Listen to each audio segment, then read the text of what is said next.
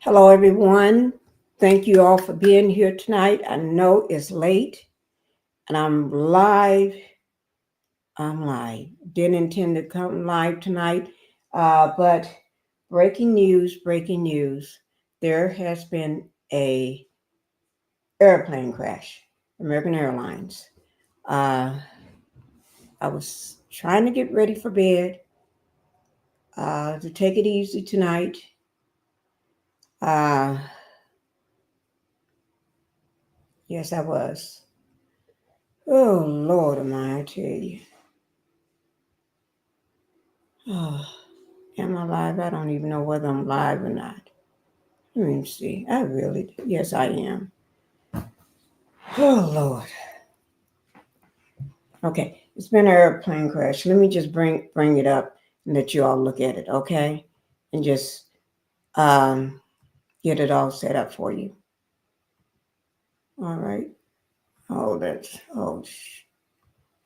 I'm doing this, let me just go ahead and say the house rules. I'm going to welcome everybody to the Pink House. Welcome everybody to the Pink House. Thank you all for being here tonight. Oh, the press conference.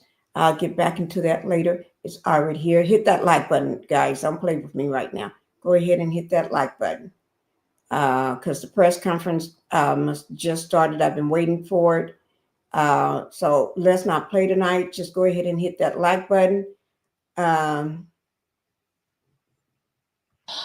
told that American Airlines leadership is on the way to Washington as well. And officials are in the airport talking to families now. We do have a 1-800 number where families should contact us, should contact American Airlines for more information, and we will be providing that information shortly. I am going to turn to a number of officials to provide as much information as we can this evening, and we expect to have more frequent briefings at daylight. So with that, I'm going to turn to Secretary Duffy. Thank you, Mayor Bowser. I think for all of us, we want to extend our thoughts and prayers to those individuals who were impacted by the events tonight, their families. We know this is a very difficult time for all of them. I want to join the mayor and everyone here to extend our thank you to the first responders who, again, in very difficult situations and environments are out there searching and attempting to rescue. Tonight, I spoke with President Trump and his team in the Situation Room. I had a conversation with Secretary Pete Hegseth as well, and then with the Kansas delegation and the mayor and others in leadership, as well as Governor Youngkin from Virginia and Governor Kelly from Kansas. From the Department of Transportation and FAA's perspective, we are going to offer full support to those on the ground, to the mayor, but also to the NTSB, who is going to be conducting the investigation in this matter. We are going to provide all the support that's necessary. Thank you. So with that, I want to ask Chief John Donnelly from DC Fire and EMS to provide an update. Thank you, guys. Good evening, everyone. I'm John Donnelly, Chief of DC Fire and EMS. This evening at 8:48. Were you born between 1960 and 1969?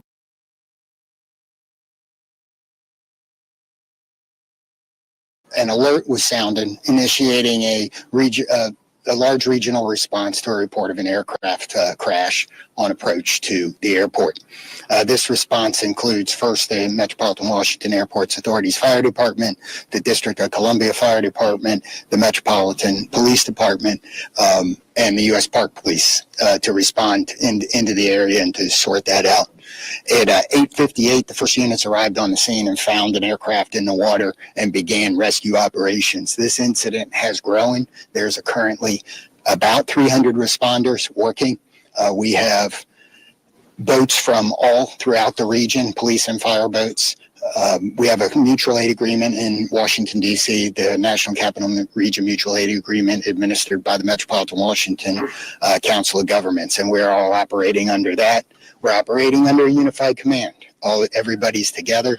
So we also have requested state police helicopters for Maryland, and the Coast Guard helicopter is working. So this is a state and federal response as well. U.S. Coast Guard's got some boats in the water as well. So it's a highly complex operation. The conditions out there are extremely rough for the responders. It's cold.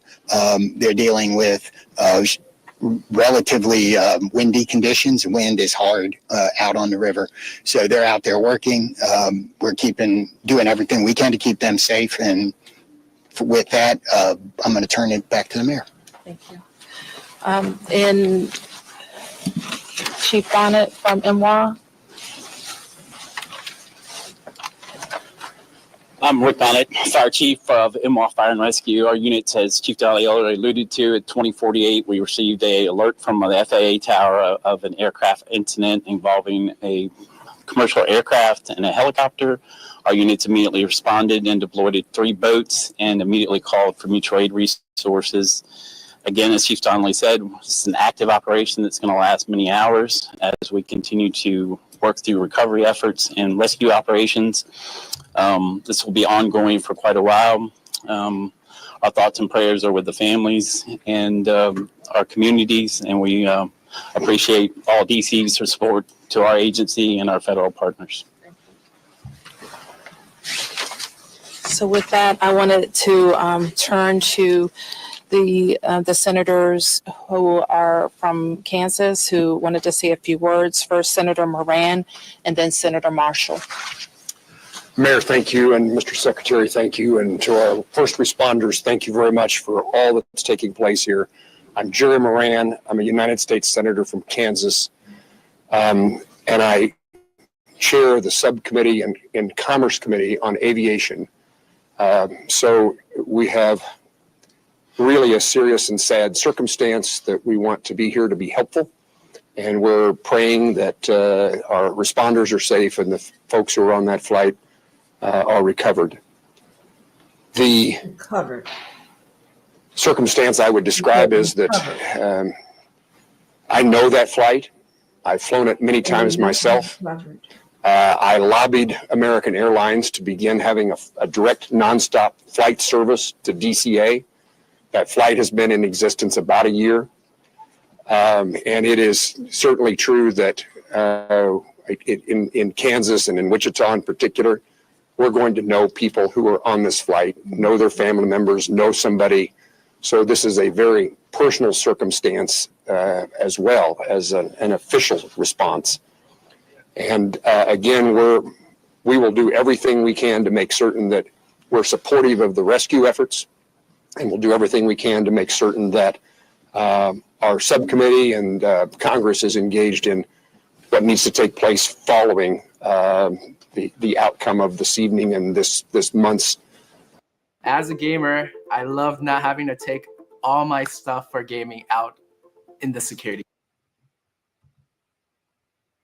Talked to NTSB, I've talked to the White House, I've talked to the Department of Defense, and I've talked to the CEO of American Airlines, and there is all of us pulling together for the best outcome possible.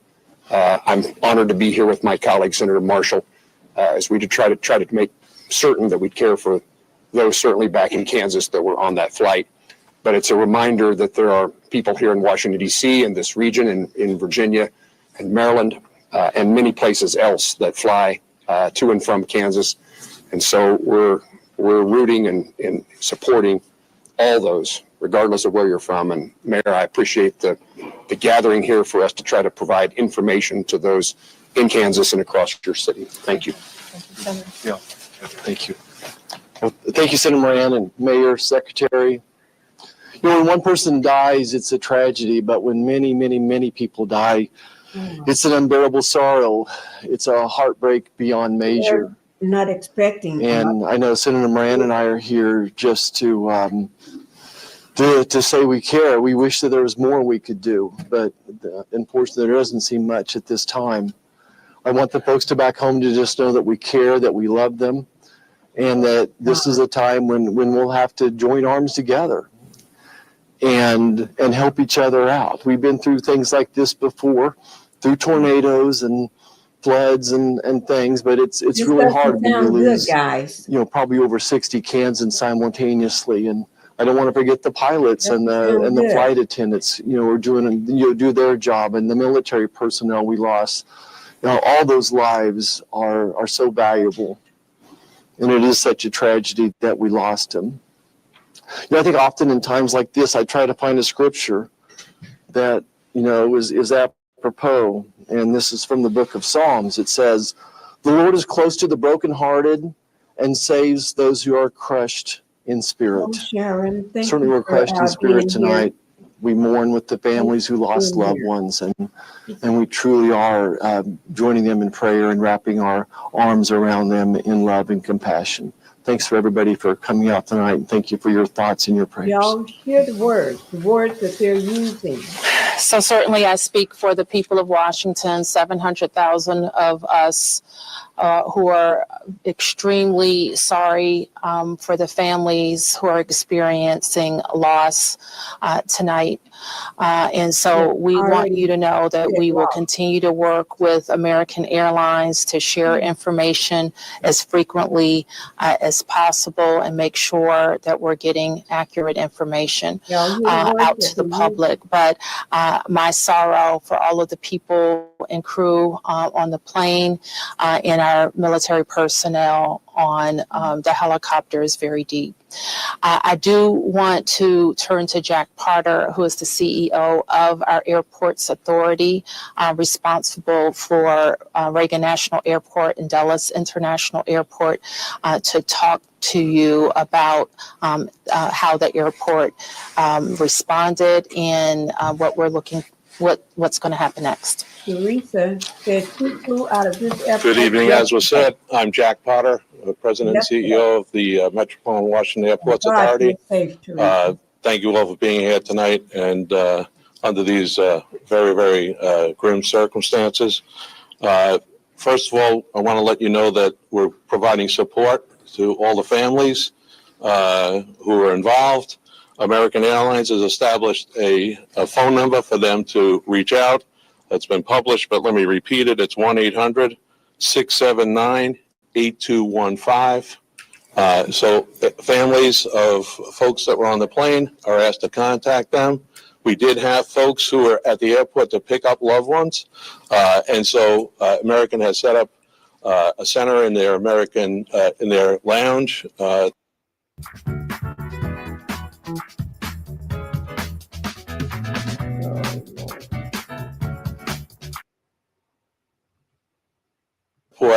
And we've directed the families there, and there are folks there counselors there to work with the families. We did have aircraft that were in the air. They were diverted to Dulles Airport, some 19 aircraft. We had personnel, United and others had personnel. We want to thank WMATA for extending their hours on the Metro to make sure that those folks were accommodated. Right now, as was said earlier by the chief, we're in a rescue mode. We will continue in that rescue mode. I want to thank all of the mutual aid responders, all the counties, the districts, folks from Maryland and Virginia. Everybody's on site doing the best they can, and numerous boats out in the water right now. NTSB is on site. I want to thank all of the folks behind me, the secretary, the mayor, the two senators for all of their support. And we're going to continue to work through the night. I do want to make an announcement. People are, concerned about what's going to happen in the morning. Reagan National Airport will be closed until 11 o'clock. That's when the first flights will take off. But we're going to continue to do our best and work through this situation over the course of the night. And we hope to have more news as it develops. But for right now, it's a very difficult situation out there with the cold. It's very dark, but there are numerous boats out there. There are dive teams out there. So again, we'll continue to work this situation, and I'll turn it back to the mayor. Thank you very much. Thanks for that update. And you've heard that in the National Capital Region. The district, of course, is Washington, D.C. is at the No. center, but we are a close region. We have heard from the governors of Maryland and Virginia, the mayor of the city of Baltimore, all who have sent us personnel to help in the rescue operations. Last thing I'll note is just to our local viewership, and just please let our first responders do. Now they, the words that they used in the in the beginning of the press conference, you just had to listen to the words that they was using. I don't think they're going to find many people that's breathing. Yeah, I don't think so. It was mid-air collision, American Airlines and a Blackhawk. I think it was a Blackhawk. Let me just make sure, but I think it was a Blackhawk. Yeah, Blackhawk helicopter. And yeah. Let's yeah, we have to pray for all the families. The focus now is rescuing people, and that's what all of our personnel are focused on. And Chief, I think he's given a pretty good description, but if there's anything else you want to add, Chief? I would just say that the boats are out doing searches. We have divers on both aircraft, and they're searching the aircraft at this point. Right. Yes. Have any survivors been found, and how many bodies have been recovered? All we can confirm tonight is the number of people on each aircraft, 64 people on the American Airlines plane and 3 people on the military helicopter. And we can't provide any more information about recovery efforts. People have talked about lost loved ones. So how do you know that there might be people that lost loved ones? I didn't say I didn't know people had lost loved ones. I said we can't talk about any of the recovery efforts in specific tonight. Yes. Secretary Duffy, So I'll call on who's next. Yes. Thank you, Mayor Bowser. Will this affect operations at Dulles and BWI? Will the Potomac River traffic be closed to boats? Yes. And so Jack has talked about, can you talk about Dulles? I'm not sure we can talk about BWI, but we can talk about Dulles. There is no impact at BWI or at Dulles. As I said earlier, our airport here, Ronald Reagan National Airport, will be closed until 11 o'clock. Obviously, that will be fluid. We'll learn more, but we wanted to advise passengers who might be coming to the airport in the morning that we will be closed until at least 11 o'clock. We got airplane flight in the morning. Yeah, 1 second. You're next. Just other than the current situation tonight here, we know the water is extremely cold and it's very dark outside. Although, Senator is saying that there are numerous boats in the water, but what's the biggest challenges for the rescue team? What best scenario we can expect in the coming few hours? Sure. So the challenges are access. The water that we're operating in is about 8 feet deep. There is wind. There is pieces of ice out there. So it's just dangerous and hard to work in. And because there's not a lot of lights, you're out there searching every square inch of space to see if you can find anybody. Divers are doing the same thing in the water. The water is dark. It is murky. And that is a very tough condition for them to dive in. The question about the river, we'll make that decision later. The Coast Guard's on scene, and I would expect that it's not a high use time in the river, and we should not expect to have commercial recreational traffic on the river tomorrow. Okay, 3 questions. 1, 2, 3. Secretary Duffy, have you been in touch with the air traffic controllers who were in the tower at the time of the crash? I have not. You have not. And the second question, this is your first several hours in this position. What are your thoughts? What are you feeling right now? My focus is on those who are impacted on this flight. And again, I've been the secretary for a little over a day. And the tragedy that we're going to deal with this recovery, I think is touching everyone's hearts, whether it's here in the greater DC area or in Kansas. And again, I think everyone here is thinking and praying for those who potentially have lost a loved one. And thank you. Your question? Can any of you give us any sense about how an accident like this could have happened so close to the airport, right in the heart of DC? There have been reports that the DCA tower contacted the helicopter moments before the crash to ask if they had sight of the aircraft, and apparently the helicopter reported that it did have sight of an aircraft. Is it possible that it had the wrong aircraft in sight? Do you have any sense of what went wrong in those final moments? I know that the National Transportation Safety Board in its investigation will be able to search on all. Let me just say this, guys. I was in my bedroom when I heard, okay? It was another, he have a podcast, okay? I just happened to turn to his podcast because it's just, somebody just go live right away. And okay, I'm gonna listen to it. And the first thing I saw was the big thumbnail. Okay. And he was on it like right away. And this haven't been no more than an hour ago or so. Did I still have back up? But anyway, let me just say this. He kept playing back and forth the voice. Somebody, if you see a plane crash or crashing, or you see two planes getting ready to collide. Let me just do this. Two planes getting ready to collide. You know how you make, how a voice will come out of you, a response. I got to get this thing fixed.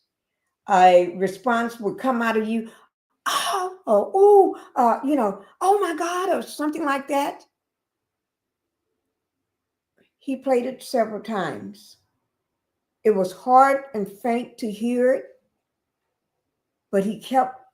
And then because whatever the outlet that he was screening live from another news outlet, they picked it up. And it was I want to say it was a woman's voice, or a man's voice, or something, but screamed out. And under the conclusion, I think what he was saying, they must have seen it or saw it or could see it happening, because why would a person say that? I'm going to try to pull up there's someone another news, because this is the press conference. Let me just get to it right quick.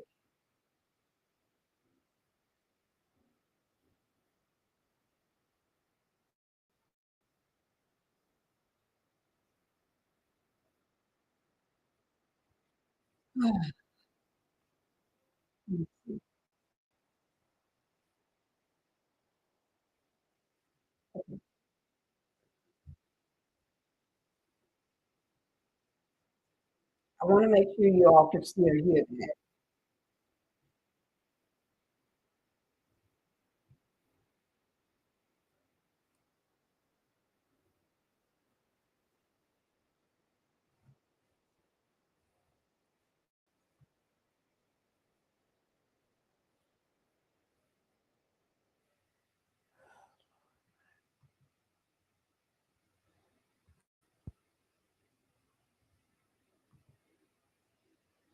Oh, see, I didn't even know I had muted that. And we're obviously trying to get to people as soon as possible, but we are going to recover our fellow citizens. Yes, I understand. Yes. Your role. This is for the chief and Secretary Duffy. How do you balance the search and rescue operation with preserving the scene for the investigation that's now underway?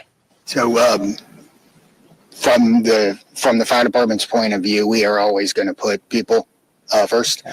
But I don't think that I think our operations, because we have a unified command, we are all working together, and the NTSB is in contact with us, and we will work together to make sure that if there's crucial evidence that it's preserved. And that's something we do every day with our police department on crime scenes and things. So life comes first and everything else is after that. Okay, last question. Yep. Secretary Duffy, I know it's early, but are there any immediate actions the FAA should take to prevent helicopters and commercial airplanes from getting too close to one another? So obviously there'll be a review of what happened here tonight. And after the FAA studies what happened, we will take appropriate action if necessary to modify flight paths and permissions. There's no war. Lord. I spoke with the president's national security advisor, and I have not talked to the president yet. And I do not know what the mission was. Oh my God. So let me close by saying again, thank you to the members of the press to help us get information out to the families. The American Airlines number is 800-679-8215. 800-679-8215. And I expect the airport will likely provide additional information in the morning. Thank you. Okay. You have been listening to officials here in Washington, D.C., giving the first update to reporters and the public on the plane crash that we saw earlier, where an American Airlines plane collided with a Blackhawk helicopter and downed in the Potomac, where a search and rescue effort is still underway. The mayor there of Washington, D.C., Muriel Bowser, saying that this is very much still a rescue operation. She also noted that officials in the airport are meeting with families right now. The American Airlines officials are meeting with them. They expect there to be another briefing when the sun comes up and there's more daylight and they get a better picture of what is happening right now there in the water. But you heard from the DC Fire and EMS chief talking about what these first responders are dealing with at this moment. He referred to it as a large black spot, essentially inside the Potomac River, where there are about 300 responders or so on the scene as of this moment. He talked about the conditions that they are battling: high winds, rough water, pieces of ice that are still in that Potomac from those very cold temperatures that we saw in Washington earlier this week. That water's cold. The new Transportation Secretary Sean Duffy has just been sworn in a few hours ago. He said he had conversations from the FAA headquarters with President Trump, who was gathered with his team inside the Situation Room at the White House. The National Security Advisor also speaking with the DC mayor. So far, no word on casualties or survivors that we got from officials there, though they maintained, several of them, that this is very much still a rescue operation. We did hear from one of the senators from Kansas saying that he does believe many have been killed here. We are still waiting for an official update. The airport CEO noted that families have come to the airport to pick up their loved ones and are now waiting and standing by for this news. That airport will be closed until at least 11 a.m. tomorrow, according to officials, as they say that the search effort is going to continue throughout the night as we are waiting to learn more. Laura Coates, who is live outside the Reagan airport, it was difficult to listen to Kansas Senator Moran there saying he personally lobbied to get this airport, this flight, a direct flight from Wichita, Kansas to DC, obviously a flight that lawmakers here know all too well, and that he expects that they are going to know a lot of people who were on board that plane. Oh my God. Ooh. It is unbelievably devastating to think about what we are about to learn. And when the daylight breaks and the light goes on the Potomac River, shallow in many areas, we will know possibly the fate of 67 very important people, to their loved ones, their families. Tonight, what kind of an otherwise normal day, a normal Wednesday evening here in Washington, D.C., just close to the Pentagon. I want to orient the audience, for those of you who are not familiar. We are just along the river in an area that is populated by many apartment buildings. There is a mall over here. There is, of course, the Pentagon. There is also the... In other news, Texas residents are going to be happy to hear this. It just came out. There's a new web.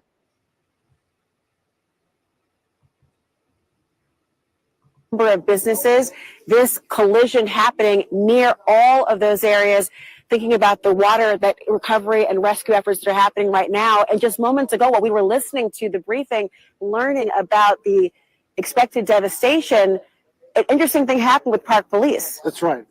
Very rare instance where the media is actually asked to work with responders in a given situation like this. That is what just happened a few minutes ago. We were here doing some reporting, listening to the news conference when a Park Police officer came over here and asked us to not shine our lights toward the water because it interferes with the night vision of the divers and the boats and the other rescuers. So we have done what he asked, and we have turned our cameras with the lights away from the water. But now what we can do is ask our photojournalist Nick Leinbach to turn off his lights, so you're going to see us go dark. But what you will see as he turns off his lights, he will pan to the left. And here's a new visual that we can show you. Nick, if you can train your camera to the new floodlighting that we just saw pop up across the river. That is right near Joint Base Anacostia Bowling, a joint naval and Air Force base. Those floodlights that you see over there just came on in the last few minutes. Now the question is, and we don't know the answer to this, is that the location of where the plane and the helicopter are, or is that a location where they're bringing items and first responding equipment back on shore near the base? We don't know that. We do know that there were boats to the left of those floodlights, and I cannot see those boats there now. Actually, they appear to have moved. So, Laura, the boats are moving all around this area, as is that one chopper that was hovered right near us for several minutes. And at one point, when we were asked by Park Police to turn off our lights, you had actual fire department boats that were going along the actual bank of the river, very close to the various docks, looking, searching. And again, we're going to switch from now. We're going to come back to CNN, okay? We're not going to be gone long. But everybody know,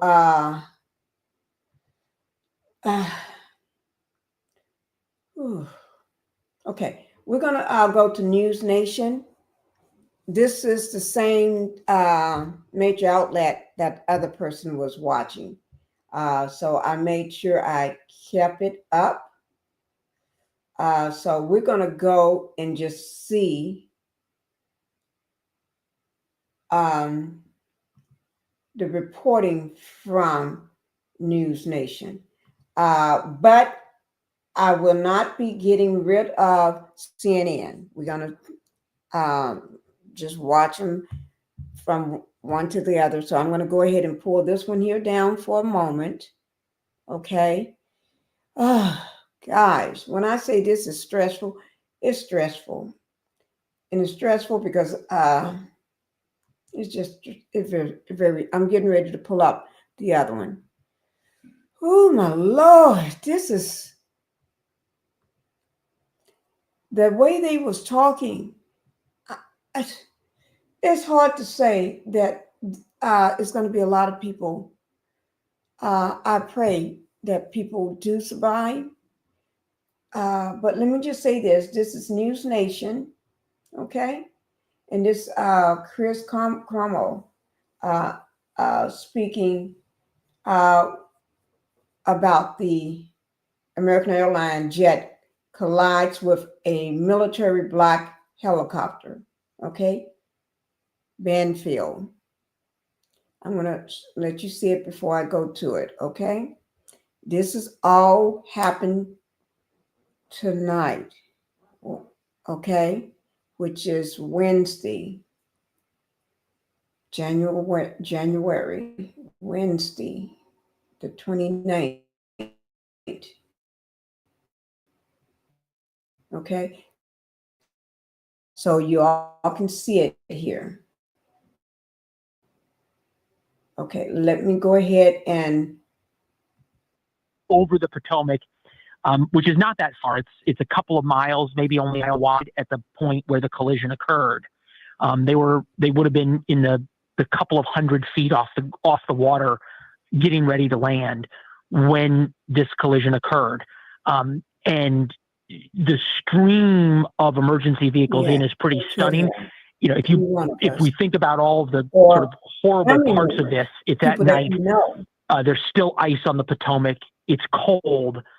The flip side would be if there's a place that can garner a massive emergency response. I'm looking at almost a dozen boats in the water right near the area where the aircraft would have gone in, where the regional jet would have gone in.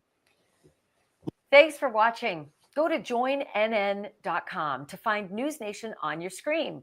Okay. Let me just pull it down until that's gone. That little ad is gone. Okay. While that is playing off, this happened Wednesday, which is January 29th.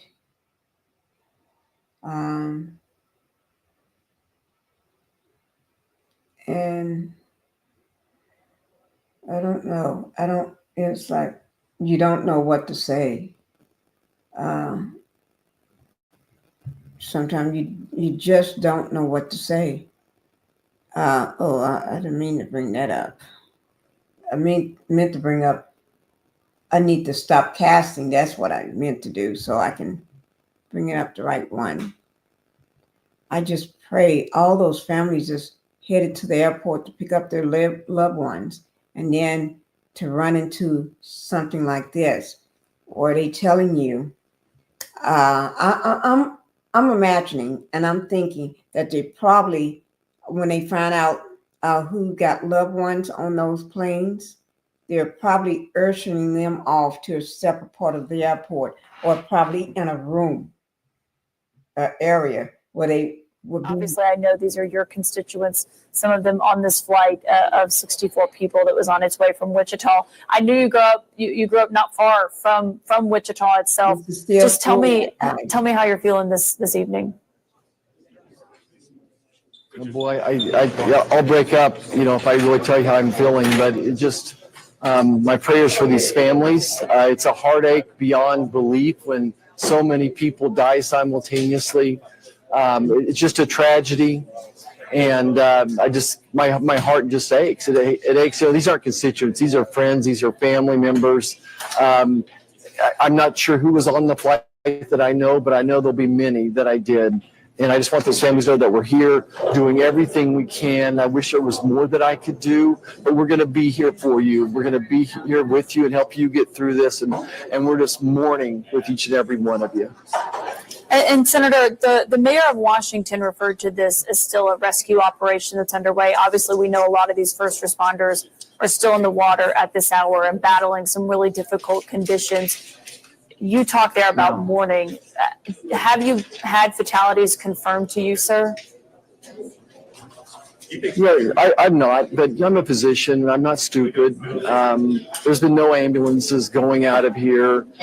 This is a dire situation. You heard that. It's a tough situation right now. And I just, from the films that you've all seen, the films as well, I think it's a tragic situation. It's been hours now with that plane upside down in the water, divers in there. And I'm so grateful for the rescuers risking their lives, really, on a dark, cold night as well. So thank you to those people. But it's not a good situation here.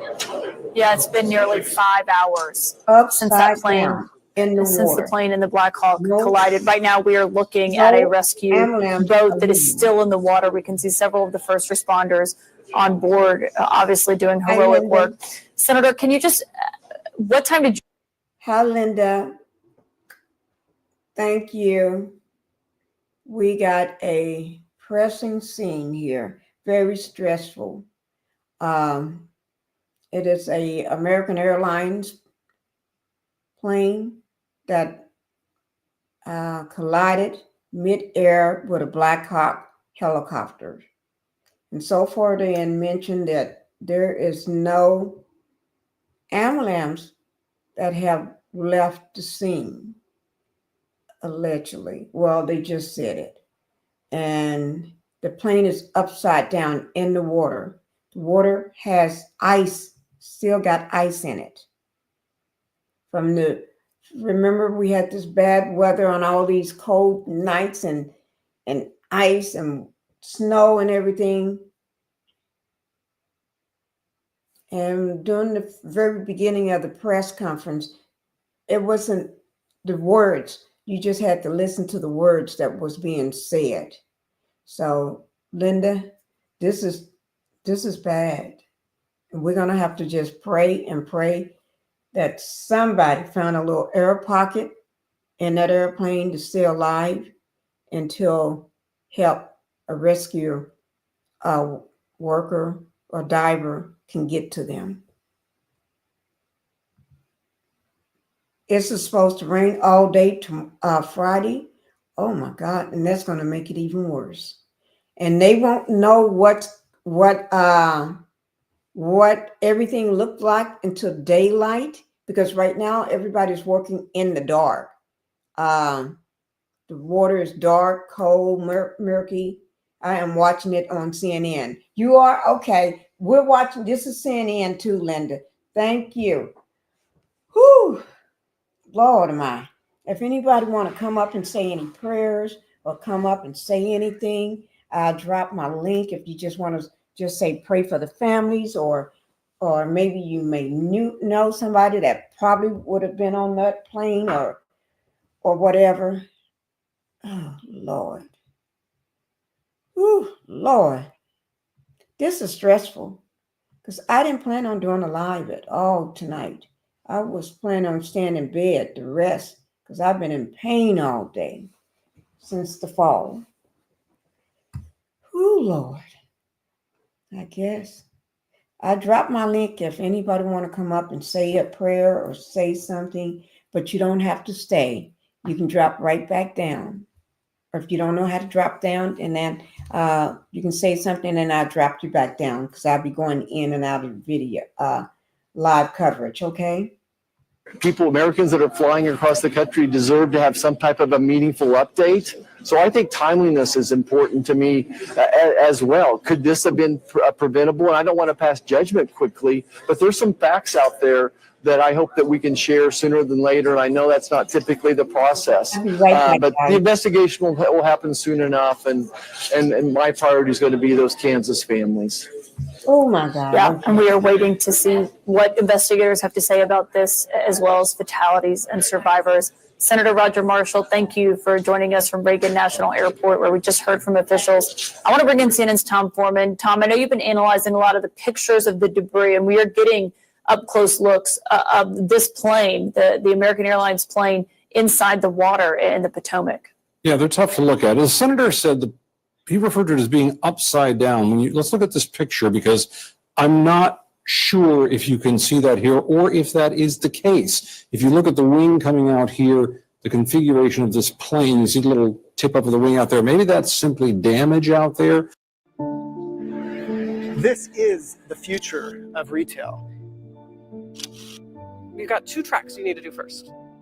You need people and you need tools. And I have to figure out what's next for me. And that's the key. How are you going to use these tools? You don't need to have it on day one.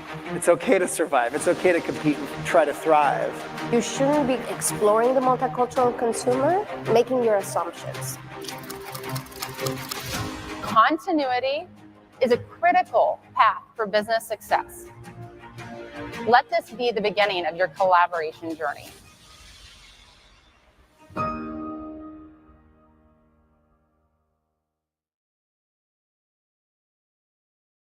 Look at this image, you can see that this part is upside down. And this is that little railing. This is the back end of the tail. And you see it's sort of torn in half just at the back end of that front section we were looking at a minute ago. Where this is in relationship to the plane, we don't know either.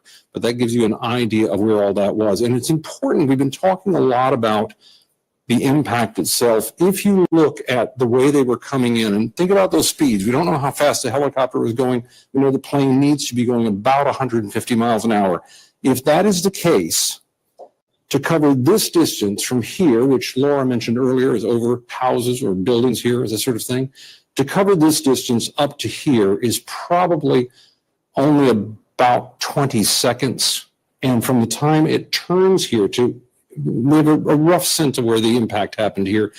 This may have only been 4 seconds, maybe 5, not a lot of time, even if you saw something and you weren't sure what it was, what to do about it in the darkness there, and with now background lights that you're trying to separate whatever it is you're looking at from. And as Pete has mentioned so many times tonight, you're very focused on landing at this point. So this was a very fast unfolding event. And now we're getting these looks at the wreckage itself. These are going to be very, very important to investigators to get a sense of what it looked like at the time. And then as they remove all this wreckage, as we know from many investigations in the past, what has to happen is, aside from the tremendous human loss and all the suffering of that, getting the answers about what went wrong. All of this has to be lifted out of this water, carefully transported, probably to some kind of hangar not terribly far from here, where they will then lay all the pieces together to sort of reconstruct the plane and say, what happened here? What part failed first? Where was the impact? How intense was the impact? That will tell us an awful lot about the way that this accident unfolded, how both of these aircraft were affected, and it will tell us, sadly, about the fate of the people inside, too. It'll give us some clues as to actually what happened, whether this was an instantaneous thing or something that lingered a little bit longer. It's hard to talk about these things, but that's exactly what they have to look at. These pictures will be very important, and they're, of course, terrible, terrible things to look at right now, and to know it was that close to the airport itself. Yeah, and to know their loved ones are waiting nearby at Reagan National Airport for news of this. Tom Foreman, thank you for showing us those images and that analysis.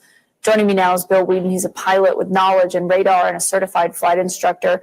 Bill, thank you for joining me. When you see those pictures there, and we can put it, we're looking at live images right now of the search and rescue, but when you see this photo taken by Andy Harnick of Getty Images of this plane, where you can see the wing on your left side of the screen here, the fuselage over on the right, tell me just what your first thoughts are looking at this. Well, good evening. And first of all, my prayers and my thoughts go out to the victims and the families that have suffered this unbelievable tragedy. This is really a gruesome scene, and that's something we haven't seen really since 1982, when we had a similar type of accident in that same area. But boy, what a gruesome scene, and I really feel bad for the victims of this and the families, and it's really an unbelievable tragedy. Can you just, so many people tonight are racking their brains trying to figure out how something like this happened. We've been watching the videos that we've seen from bystanders of the crash, and also listening to the air traffic control audio warning and asking, do you see this? Go behind. Do you see this plane? Do you see this plane? Go behind. What are your takeaways initially, and what are the biggest questions you're going to have for this investigation that is underway right now?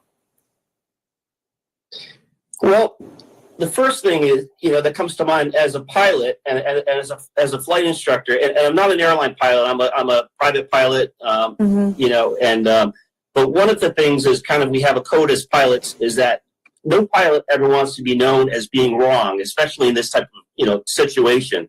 Nobody ever wants to make this kind of a mistake. And, to judge somebody, their decision making it's a hell of a thing. It's a really tough thing. But the investigators are going to look at a lot of things. And then one of them, certainly being who had the right of way in this situation. That's going to come into play, as well as a number of other things. You saying, he said, why is the Kansas families, is that where they're coming from? Why is he saying Kansas family? Is that where they're coming from? I don't know. Kansas family. Don't everybody fly? Not just people in Kansas. They made it all the way. I don't know. They made it all the way. They made it all the way here, and this happens. Yes, as soon as they get to the airport, they get right there, and this happens. You see that, baby girl? All right, thank you. Oh, here, look. Okay. Thank you.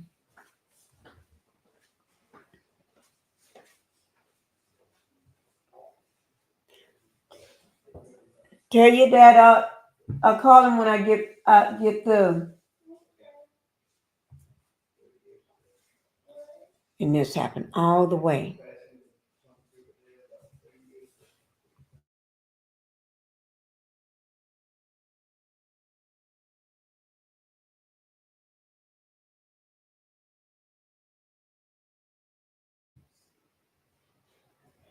Okay, let me see what Linda Gamble was speaking to somebody. The flight came in from Kansas City. Okay, came in from Kansas City. Now I got the flight number. And I'm going to pull that flight number up and see. Because they in the press conference, they gave that flight number for American Airlines. Okay, that's probably why he's saying Kansas families.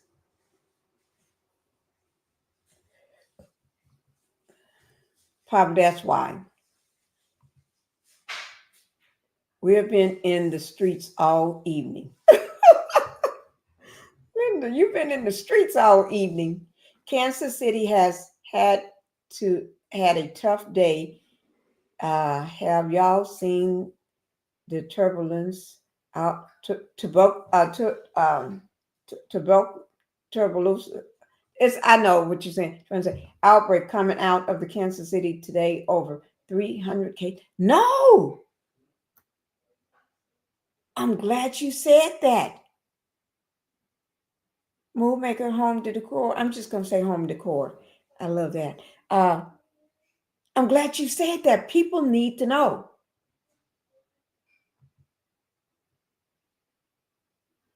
I know. I need to be asleep. Teresa, tell me you need to be asleep. My degree is real. I hear that. Thank you for coming in. It's bad news, but thank you, my degree is real, for coming in. You're going to be after Perry Mason goes off. What, Linda? You're worse than my husband. Y'all both watch Perry Mason. Y'all both some Perry Mason people. Look like the airlines had the right of way. The helicopter ran into them. They did say earlier when I was trying to get this set up, they did have a runway, but I don't know what happened from there. Oh, Lord, I hate these kind of news. Yeah. But somebody got to cover it. Oh, my God. I cover everything. Y'all know I do. I don't just stick to reality TV, love and marriage. I cover everything. Because there's other people out here besides the cast of Love and Marriage Huntsville. That was my mom's favorite, also In the Heat of the Night. Oh, okay, we're going to hear what's going on after these last one. Yes, and now a military plane runs into a flight full of politicians from Kansas. Something ain't right. Ooh, now remember, I think they said this was a training exercise. Now, I think that's what earlier, before I was able to get the live set up, I was working on getting it set up, and I could have sworn I heard it twice. It was a training exercise. Now that's allegedly now until I confirm it, but that's what I heard. It was a training exercise, not for the American Airlines. No, I don't mean they training with people in yes, I saw that on the news. Did you hear that, Taffy, on the news about the train? Anybody else heard that it was a training exercise? My niece called me, told us. Okay, your niece told you, Linda. There has never been a survivor in the Potomac. Do you all remember the Pan Am crash? Yes, I do remember that. I remember that. Oh my God, look at, they said the plane is upside down. You all see that picture right now? Let me see what they're saying about this picture. There's the helicopter. Yeah. And if you know what a Blackhawk looks like, that is the tail of it there. And it appears to be on its side, split almost directly in half. That looks like the bottom of the fuselage to me, and the tail boom that goes back to the tail rotor critical to flying a helicopter. You can see one of the tires of the landing gear there, sort of at about a third in from screen right. And the firefighters there on the boat essentially illuminating that scene with floodlights. A midair collision is in a way not unlike when you see the scene of a car wreck and How fast is the plane going when it's well, usually on final approach, maybe 130, 140 knots. I've flown a CRJ simulator at Embry-Riddle Aeronautical University. It's not particularly easy to fly, actually. And, you know, it's about 150 miles an hour. So we're talking 3 times highway speed. And that is an incredible amount of force when a collision happens like that. It is not, and you see the fireball there, but unlike an automobile collision, gravity is the final authority and everything goes to the ground. We know from first responders in their press conference that they held at the midpoint of this hour that both pieces of wreckage, both aircraft, the helicopter and the regional jet, are in the Potomac River. They are not on land. And so that is also sort of compounding the risks here. They have to get out to it, find it. It is dark. It is not easy to see. Now we have the split screen, both side by side, and you really get the full totality of the picture here. You can see in the background of the image on the right, that is the airplane. That is the American Airlines flight, and it's just offshore of National Airport. That's a 737 up there in the top left corner of that screen. And so, you know, they were so close to success, and this was a tremendous failure. This was the story that we really hoped we never had to cover on this beat. And there has been just warning after warning that this could possibly happen. And this was very clearly a near miss and was obviously a very fatal collision. Yeah, it's remarkable to see the Washington airport just there in the background with those planes behind it. And also just heartbreaking to hear Senator Moran from Kansas saying that he personally lobbied to get this direct flight from Wichita to Washington, that he personally has taken it many, many times, as so many people are still waiting to hear more from officials who have not yet confirmed on the record fatalities or any survivors. Laura Coates is live outside the Reagan National Airport. And Laura, obviously, as the moments go on, it's just harder to hear these updates from officials who say they're not ready to speak yet about survivors or about fatalities as of this moment. Think about what they're saying. They're not ready to speak about It's survivors. impossible tonight not to tap into what we are all feeling, how often. Now, like I said at the very beginning of the press conference, the words that they was using, okay? And then they're not ready. Nobody ready to speak about survivors. If you had survivors, you'll be letting everybody know. We just pulled a woman out. We just pulled a family out. We just pulled a child out. That would be good news. You may not want to give their names, but you'll be glad and happy. It will be joyful. It will give hope to those other families. It will give hope to the people that's at home watching, thinking that, oh, my friend was on that flight, or I think so-and-so took that flight, or I may know a lot of people. So by saying that someone have made it, that you have pulled this person out or that person out of the water, that gives hope. But not saying nothing, it doesn't give nobody hope. So listen at the words that they're saying. I don't like those words. They don't want to talk about it. Why don't you want to talk about it? Let me hear what they're saying right here. Did not get delivered. That's when I realized something might be up. It is heartbreaking to think of how many people may have had similar correspondences, are waiting to get information, not only for daylight to break. I loved Rise mushroom coffee. And not just because I the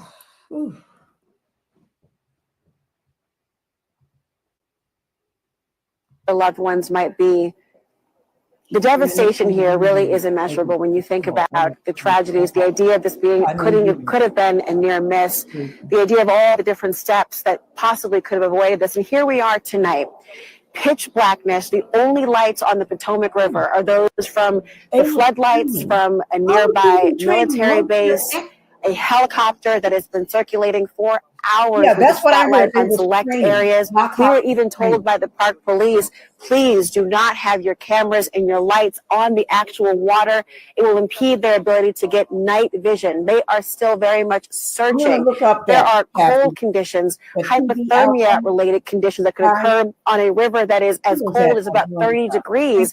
The idea of that so-called golden hour, a period of time when people are able to survive the cold temperatures. Here we are just a week from the inauguration, as we all recall, too cold here in Washington, D.C. to even have it outside. And now, although the temperature has increased over the last several days, now our hearts are all in our stomachs because we're waiting to have more information. Brian Todd is still with me here tonight as well. I want to bring you back in, Brian, because we've been here literally for hours waiting for any word whatsoever. We now know there are images of the wreckage, the dangerous conditions of a rescue operation, let alone a recovery, and just where we are right now in a populated area, this landing in the water, a collision of a Blackhawk helicopter with military personnel and 64 people on board a passenger aircraft. That's right. And those images that we saw, those still pictures that we saw, Laura, indicate that a good part of the plane's fuselage is above water. Now, how does that affect the rescue and recovery operation? We don't really know. We do know, you and I talked about this, the conditions for the divers are very, very dangerous. John Donnelly, the chief of the DC EMS and fire department, has talked about how the visibility is very, very bad. It's very cold. It's windy where they are. And it's just a huge black spot with no lighting on it. And we did observe that they have thrown a lot of floodlighting in that area across the river from us not long ago. What we don't know is whether that area that we're looking at with the floodlights is the area where the plane is. We can't really see that with our naked eyes right now, or whether that's where they're bringing in equipment and responders and kind of staging from. Or where the helicopter may be. That's right. And the helicopters, we can see none of them. They were here just a short time ago, again, using their lights to probe this area around us in the river. But and the boats, we had actually a couple of boats come right near us. So they've been really canvassing a large part of this river, possibly looking for things and possibly people who could have drifted away from the site. I'm almost afraid of daybreak for what the light might truly bring to show the expanse of the devastation and the tragedy that has befallen the nation's capital and the people who are aboard the plane and the Blackhawk helicopter as well. I want to go back to Gabe Cohen, who has been at the airport. Gabe, set the scene. What are you seeing there tonight? You know what? Well, Laura, it's a somber scene for sure. Here, TV, I thought they had that's something yesteryears. I didn't know people still have, didn't they take care of that when kids used to have to go get their shots and stuff? When they was kids, when we was all growing up, they took care of all that stuff. Why is it popping back up now? Somebody didn't get their kids vaccinated. They've been a whole community running around here. Nobody getting vaccinated. Oh my Lord. Okay. here that the helicopter was upside down and bobbing up and down in the water. So those rescuers have really had their work cut out, and it feels like it is moving toward a recovery effort. Though at this point, of course, officially it is still a search and rescue operation, but they pulled, according to my source, some 19 bodies or so out of the water, although that count is unofficial, especially working with a scene like this. And so, you know, as you mentioned, I think seeing this in daylight will bring really powerful images, but those who are seeing it up close tonight are just stunned by what they're witnessing. I'm going to pull this up. We supposed to leave out of here. Gave Cohen an absolute nightmare Sure. for these families. Caitlin? Ooh, I want to cover. Yeah, absolutely, I Laura. got to Thank leave out you of here outside about of Reagan 9 National o'clock, Airport as we are waiting to hear more from these officials on the ground there. I'm here with our aviation correspondent, Pete Muntean. And Pete, this plane collided in the middle of the air with a Blackhawk helicopter. We have been looking at different angles of this throughout the evening. We just got a different one. I want to take a moment to look at this and get your takeaways here. People, bless them to survive. As you see that explosion in the sky, this is clearly here. You can see a jet bridge. This is from the airport that someone took. Another plane is taxiing. As you can see, the helicopter coming in from the left and then hitting that flight. Obviously, we don't want to play that just repeatedly, but what are your takeaways from seeing that? I know that view so well because I spend so much time at Reagan National Airport doing live shots. I watch the arrivals take place on runway 1 and runway 33. Clearly, I mean, I just cannot imagine the idea of waiting for a flight at the airport and seeing what is clearly a midair collision take place. That's probably one of the better views we have had so far. And you see the fireball there. It is the video. Y'all see that? Doesn't add a ton to the narrative here. There's not a ton of new information to share that is gleaned from this, but this is definitely going to be something that investigators will want to look at because they will be able to pick apart frame by frame video like this and parts of the other video that we have been showing you all night to see exactly the distance and the relative motion of the two aircraft as that airliner was about to land on runway 33 at National Airport, and that helicopter was apparently going south down the banks of the Potomac. When we're seeing this air traffic control audio where the helicopter pilot was saying that they had the aircraft in sight, is there any way they were looking at another aircraft that was in the sky? I mean, it's a great question. It's totally possible, and you know, it is in a helicopter. This is just an exemplary Blackhawk, but oftentimes in helicopters, the pilots are looking down at the ground, and we've seen this in other midair collisions. There was a really landmark one in 2009 over the Hudson River involving a general aviation airplane and a helicopter, and sometimes there's a different viewpoint. The pilots are maybe looking at the runway, they're locked in, trying to land, and that helicopter may have just not seen it, or the other way around. So you just have to see and avoid. And it seems like there was at least some effort by the controllers in the tower there at National Airport talking to both the helicopter and that flight to try and deconflict the two of them. Pete Muntean, thank you. We're waiting to hear from officials again. They say they do expect to brief again in the morning. Our breaking news coverage will continue on this deadly midair crash here in Washington with Omar Jimenez right now.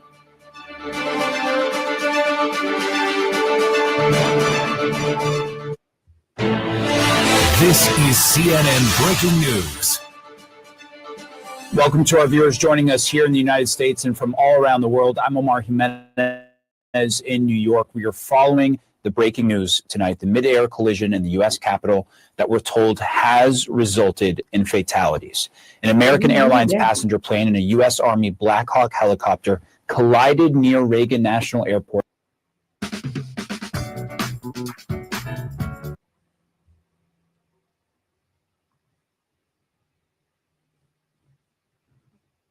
Whether there are any survivors, but these images coming into CNN show the wreckage in the freezing Potomac River. You can see the details there, investigators piecing through what they have where search and rescue efforts continue. You see the pieces of the plane in the water there. 60 passengers and 4 crew members were on board Flight 5342, which was flying from Wichita, Kansas, and approaching Reagan National Airport.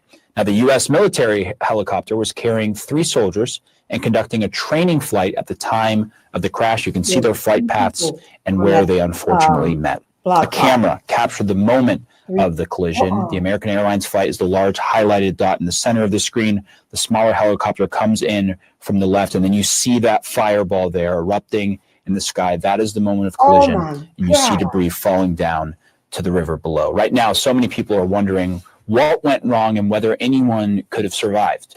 Now, authorities didn't provide those answers during questions at a news conference last hour, but they did talk about the difficult conditions hundreds of first responders are dealing with.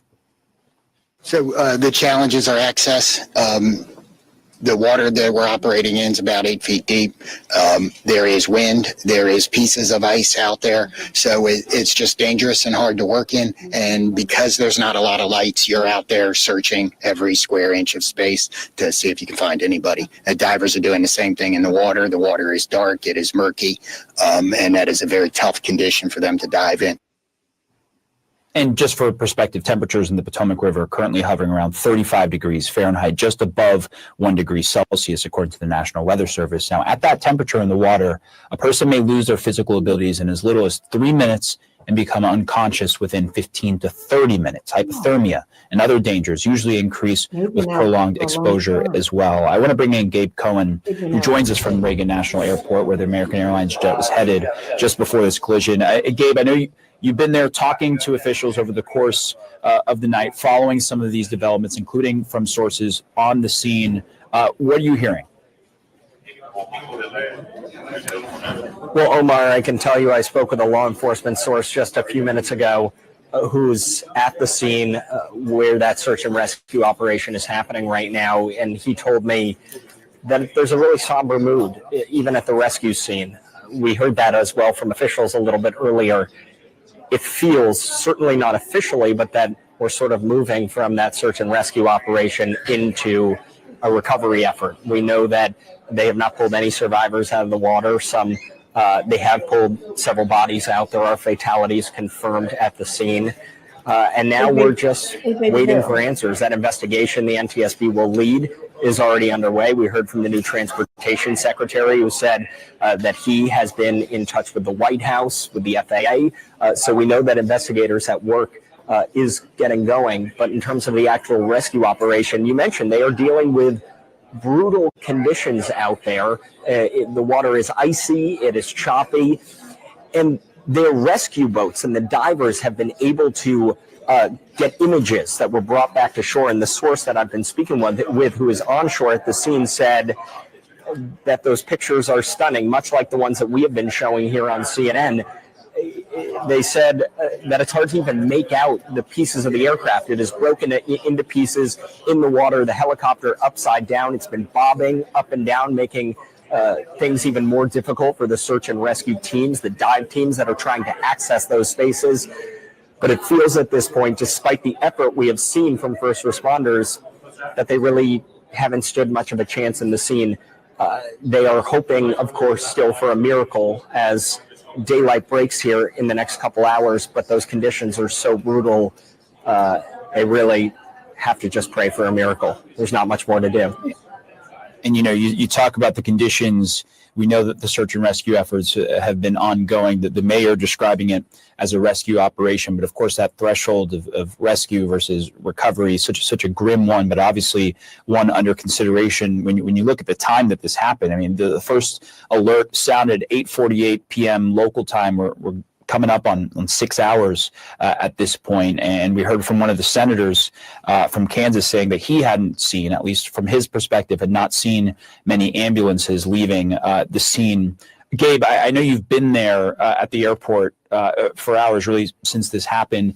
What has the mood been like at the airport? Have you seen people trying to figure out what's going on, trying to potentially locate loved ones who may have unfortunately been on this flight?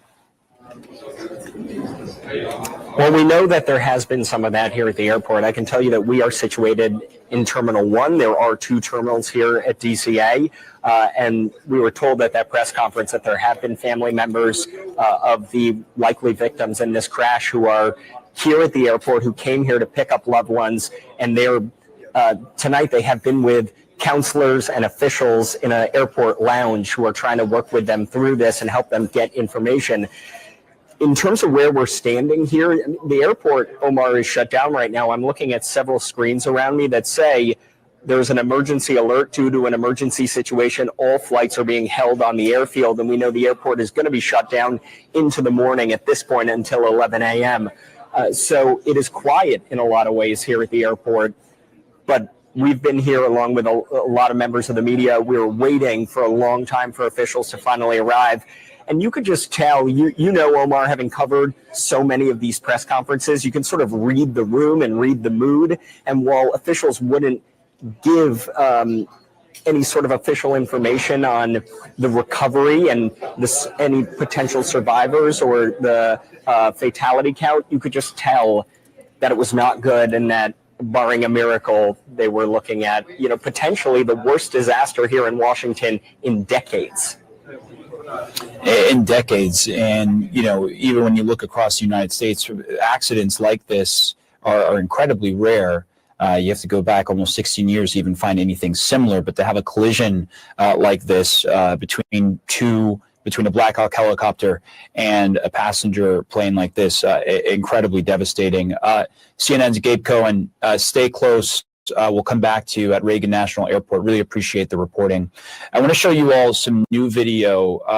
We'll come back to that video as well. I want to bring in, though, David Susi, a CNN safety analyst and former FAA safety inspector as well. I want to pick up on a little bit of what Gabe and I were talking about, and we heard it from Mayor Muriel Bowser, D.C. mayor as well, still describing this as a rescue operation rather than a recovery operation. Look, it is a grim distinction. I am not making any light of that, but where or when do you make that distinction at this point?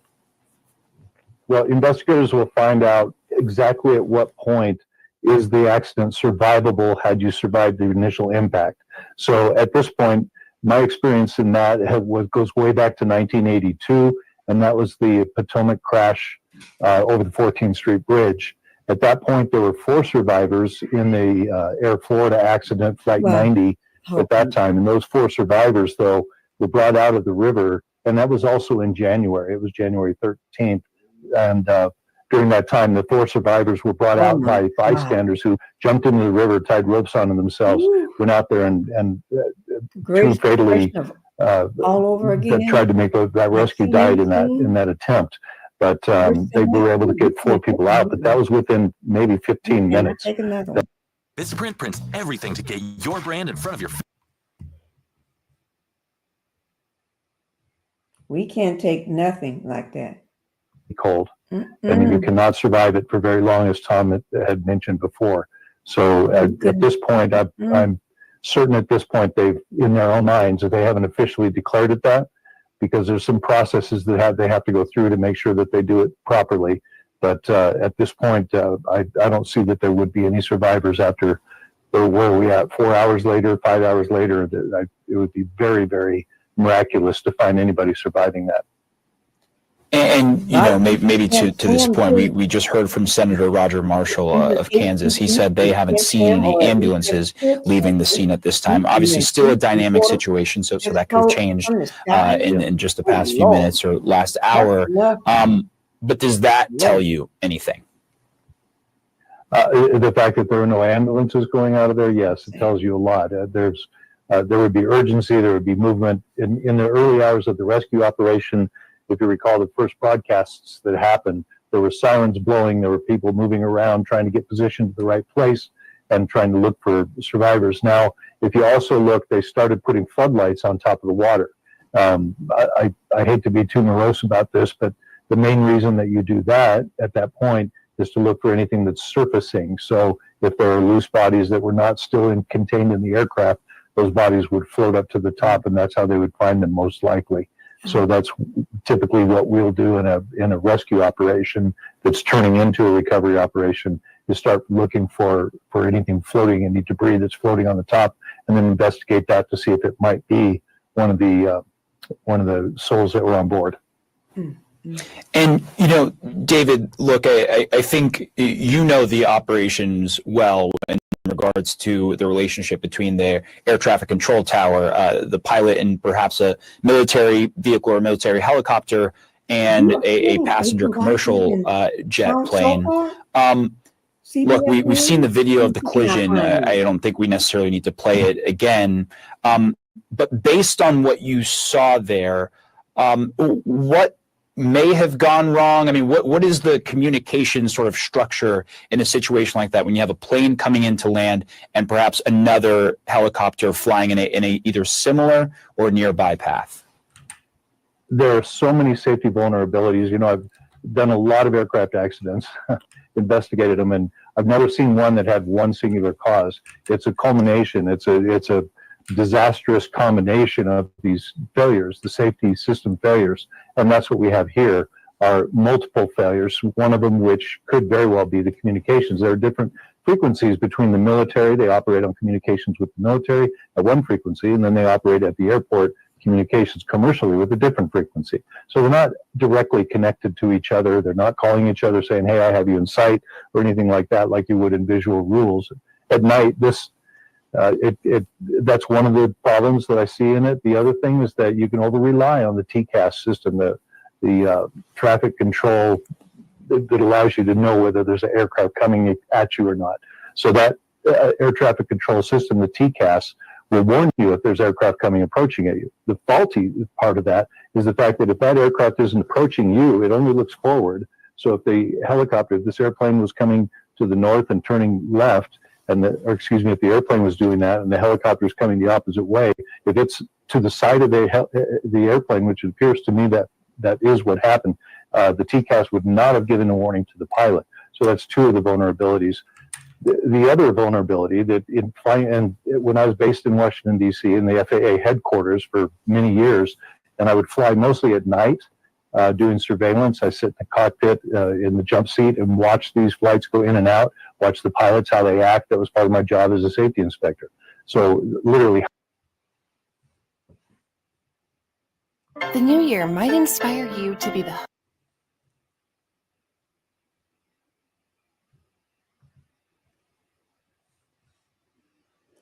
I'm looking. So CBS News just reported 18 bodies have been found so far, allegedly. That's what I'm trying to get pulled up for us. And see, at least 18 bodies was recovered Wednesday night as the search for survivors continue. Okay, let me see what I can pull up and find on that. Okay, home decor. Let me just look for a moment. Ooh, wait now. 8 feet deep isn't that deep, but it's freezing. It is freezing.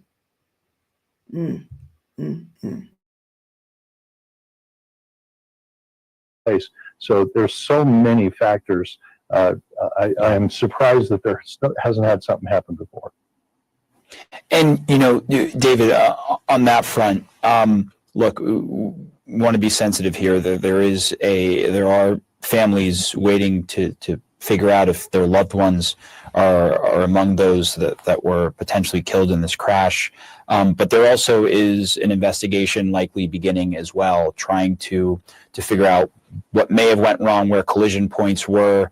As an investigator, when you arrive to a dynamic scene like this, what are some of the first things that you're looking for?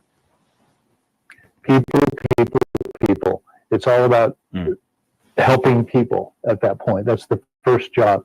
The rescue operation, that's why they're not quick to jump from rescue to recovery, because of the fact that there are people involved, there's families involved. They want to know that there's hope. It's hard to accept that those things have happened, obviously. You can't overemphasize how important it is to manage that communication with the people and the people that are going through the grief and the sorrow of having lost a loved one. That's the number one thing that any investigator in charge, the NTSB, the FAA, anyone on site is going to be addressing that first. Once those people are handled and dealt with, and you're comfortable with the fact that they are dealing with it appropriately and have a place to grieve with that. And the NTSB has done great things with trying to give a family grieving center and those sorts of things at the accident sites. So that's been much better than it has been ever before. So that's going on. I want to show you all something. Let me see. It could be CNN News website 15 minutes ago. Okay. All right. Thank you. Let me just show you all this here. This is, let me stop casting right quick. This is, I'm going to bring it up for you.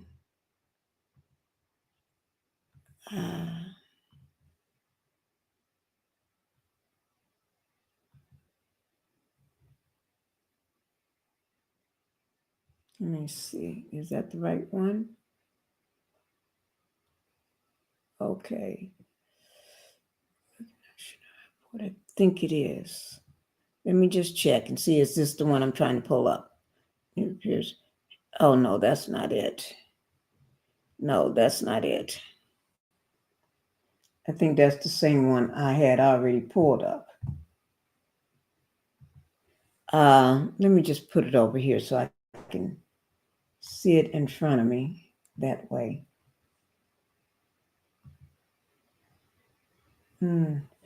Okay, I'm going to try it again. I had pulled up on the wrong one.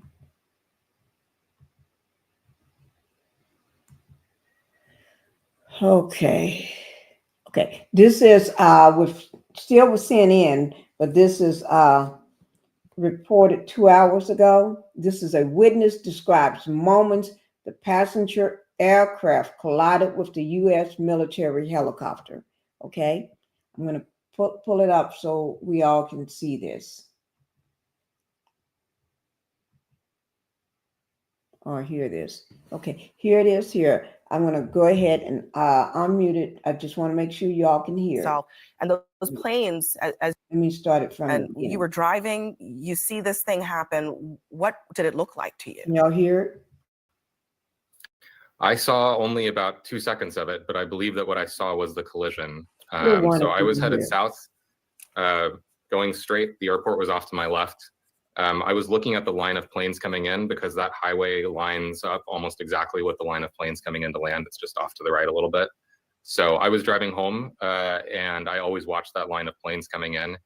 I saw how evenly spaced apart they were, and I thought there might be one right off to my left, right about to land. It looked like the spacing was right. So I looked off and initially I saw the plane and it looked fine, normal. It was right about to head over land, maybe 120 feet above the water. It looked like a fairly, a small end, but normal sized passenger jet. And it looked normal. It was level. So I looked back at the road and then I looked back again just to see if I could maybe see it land. And this was 3 seconds later. And at that point it was banked all the way to the right. I would say maybe past the right, past 90 degrees. I could see the underside of it. It was lit up a very bright yellow and there was a stream of sparks underneath it. It looked like a Roman candle, if you've ever held one of those on the 4th of July, but it was much, much bigger than that. It was high off the ground. I didn't see anything beyond that. I didn't see any helicopter. It's a very, very dark night out tonight, so anything that's not illuminated, you can't really see. So I didn't see the other aircraft, but I saw the plane banking at an angle that a plane shouldn't bank, and I saw sparks flying. Wow. That drive that so many Washingtonians do, I've driven that many times myself. And those planes, as you said, it's extremely normal to see tons and tons of aircraft landing all the time. So you see this happening, you see the sparks flying. What happened next? What did you do next? So I was turning my head to the left and I was driving, right? So I looked at this for, it couldn't have been more than 2 seconds, and then I needed to look back at the road. And then I looked back again. I wondered if I was going to see an explosion, a crash into the ground. I was trying to decide if I should call 911. This was all happening very, very quickly. So I wasn't thinking entirely rationally. But I turned back and I didn't see anything. I didn't see the plane hit the ground. I didn't see flames or an explosion or smoke. I didn't see emergency lights. It was so brief what I saw that I actually wondered for a moment if I had hallucinated it some way. And I kept driving, and just a few seconds later, I was too far along to be able to turn my head back and see the airport anymore. So I looped back around. I U-turned on the highway to go back and see if I could see anything. And when I turned back north and drove by the same point, I still didn't see anything. No flames, no crash, no nothing. All right, Ari Schulman, thank you very much for joining us. And honestly, I'm so sorry that you actually witnessed this happen. I want to go now to Pete Muntean. Pete, you've got some breaking news for us. Yeah.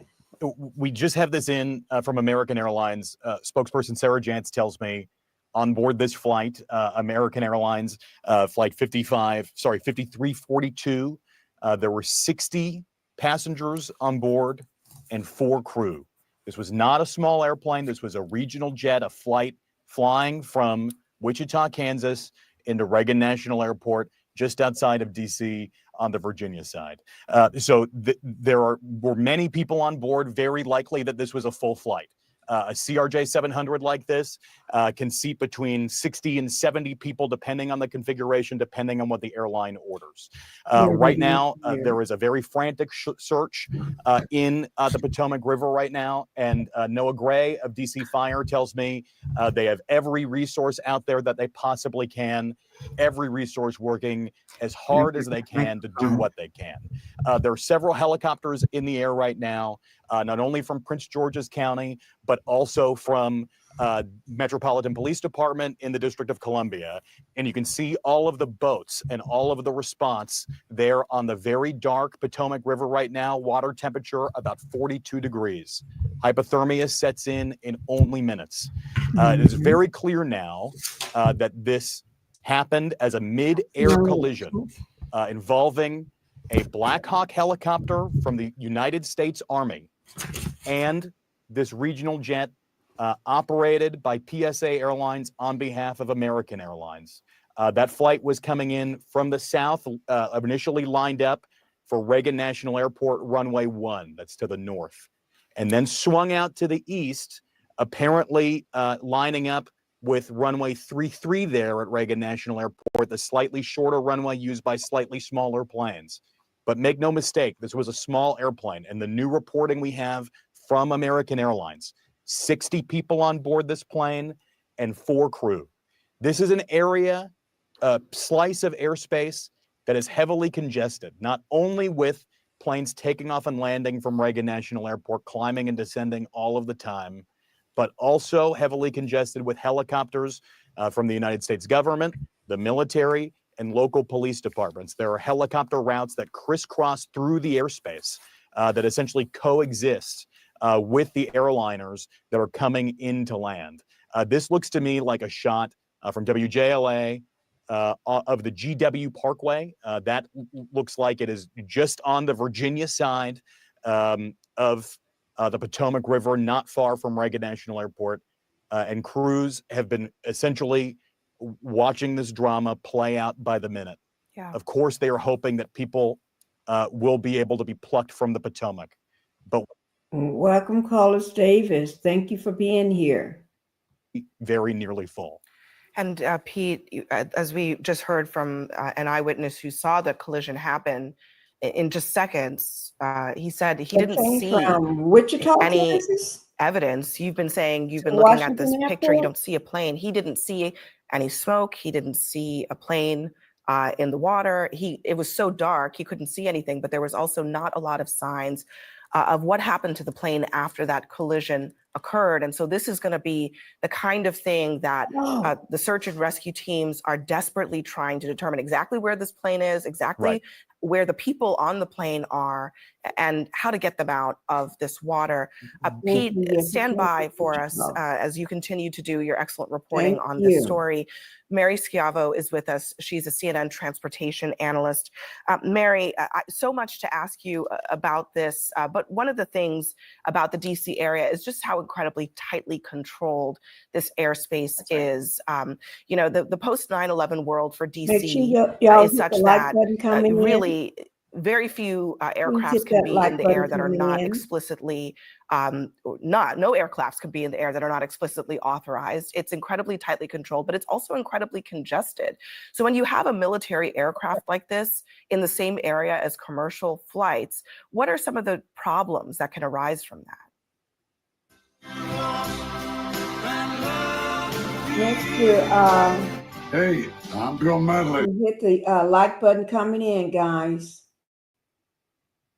Yeah, and you have said it very correctly. Now, the DC Reagan National Airport, you must be under air traffic control. It is all instrument controlled. Planes can't traverse on what they call visual aircraft rules.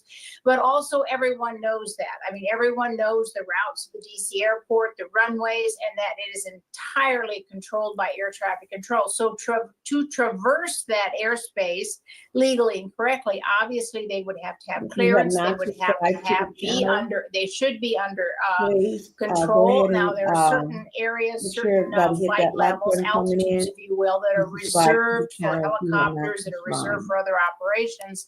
But off the ends of those runways, it is total control, and everyone who operates in the DC area knows it very well. And I just literally just landed at DCA at about 7:30 on a PSA flight operated by PSA for American Airlines.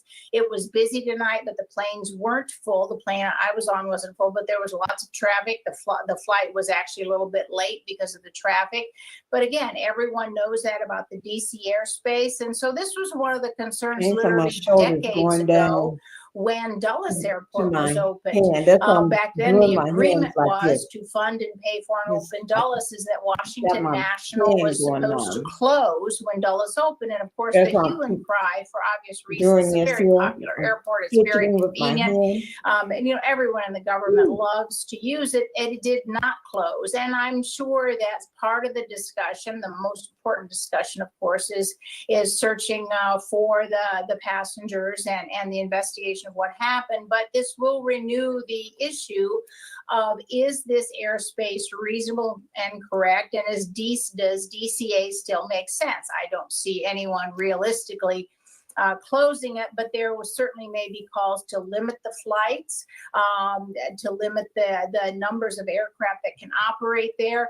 But really, we don't know enough yet to know, was the helicopter properly controlled? Was it on the flight path? Was the airline, for any reason, not on its flight path? Now, when I landed at about 7:30 there, it was windy. There was a bit of chop in the air, but it wasn't really anything that would cause difficulty in operations. But this will renew the debate again about, what about Reagan National? Is it too close, too congested, too many aircraft, too many operations? And how much, how many aircraft can we put in this very small space? But again, DCA is very, very popular for obvious reasons. It's convenient. You want to lose weight by Christmas so you can fit into that dress that hasn't fit you in years. Follow this recipe.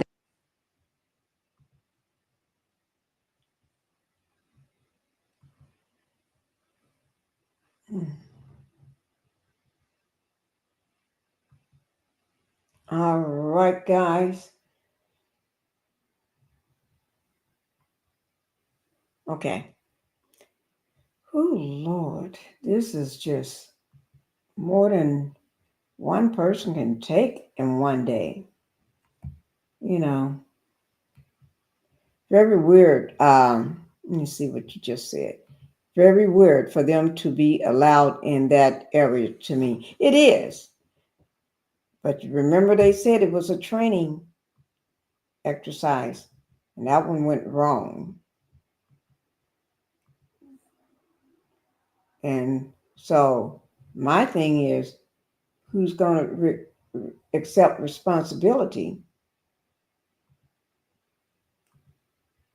You know, somebody got to come out and accept responsibility. It has been a day, Miss Pinkie. I feel it's been a lot. Yeah, it has. Somebody's going to have to accept and take on responsibility for this.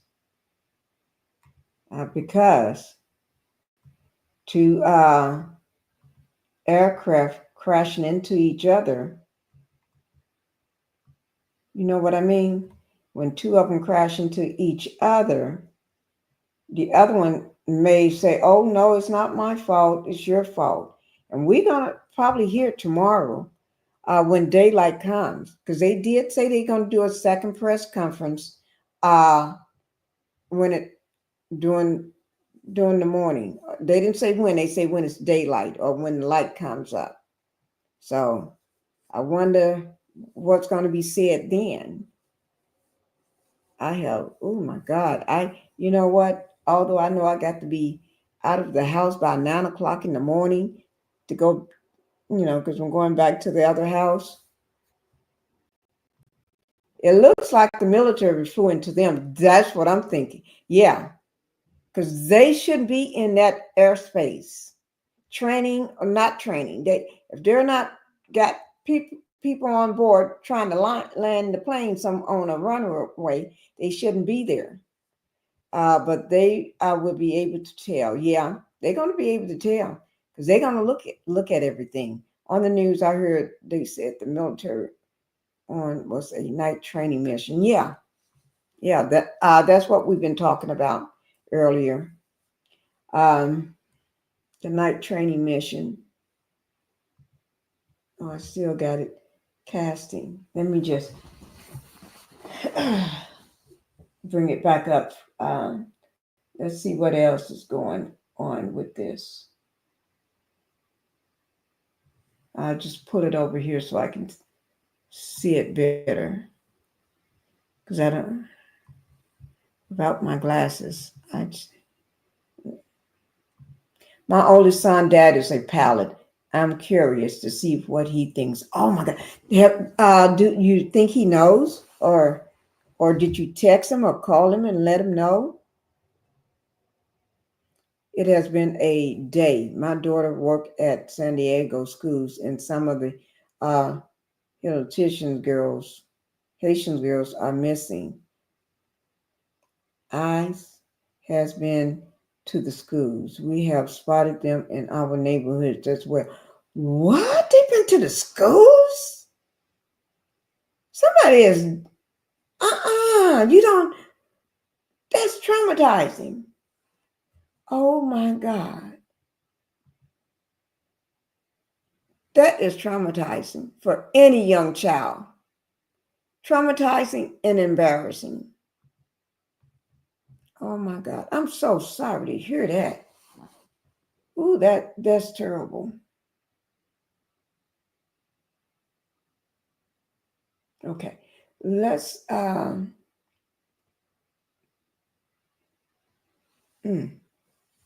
I just don't know what to say. Okay. This is someone just decided to tell a story. He's telling the story, what he saw, and this is just actually 26 minutes ago. He started telling his story. So I don't know whether it's the same guy that was driving in the car that we didn't see his face, or it's a different guy. But we're getting ready to find out. Because, you know, when people got their stories to tell, let me see. Let me just get it ready for you. This saying it 26 minutes ago. Okay. Okay. And this is with, remember anything that I show from a major news outlet, guys, that information will be down in my description box below my video. I always show the credit for the video from the major news outlet. I put it down in my description box. So let's, let me see. Yes, I read that Dallas Schools District have been sending emails to staff telling them to not intervene with ISIS if they come into the school. That is terrible.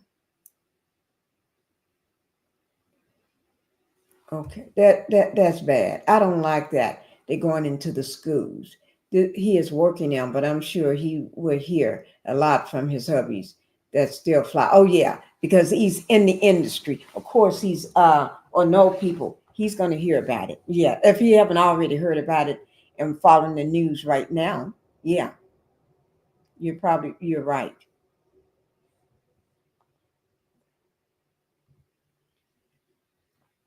You're right. Okay, here we go, guys.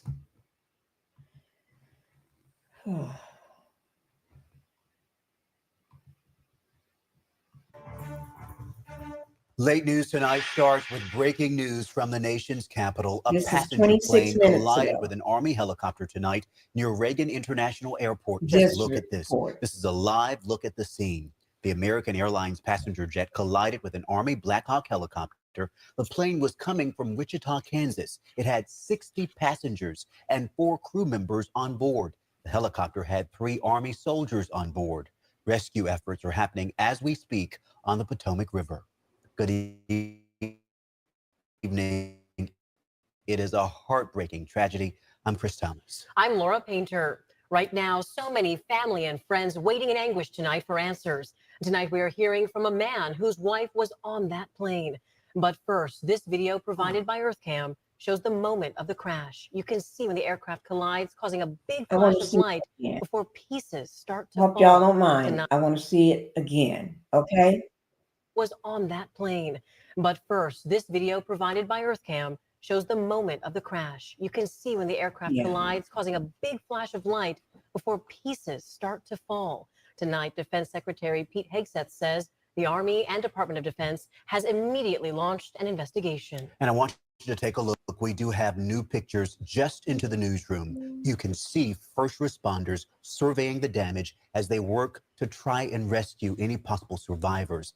And there are sadly deaths confirmed. Tonight, emergency services officials say about 300 first responders are on scene in Washington, D.C. And the conditions are extremely rough for those responders with cold weather and intense wind. Reagan International Airport sits next to the Potomac River. Tonight, our sister station WUSA talked with a man waiting for his wife at the airport. He shared the last text his wife sent as he was waiting to hear from her again. I'm just praying that somebody's pulling her out of the river right now as we speak. That's all I can pray for. I'm just praying to God. When was the last time you spoke with her? She texted me that they were landing in 20 minutes. Just heartbreaking.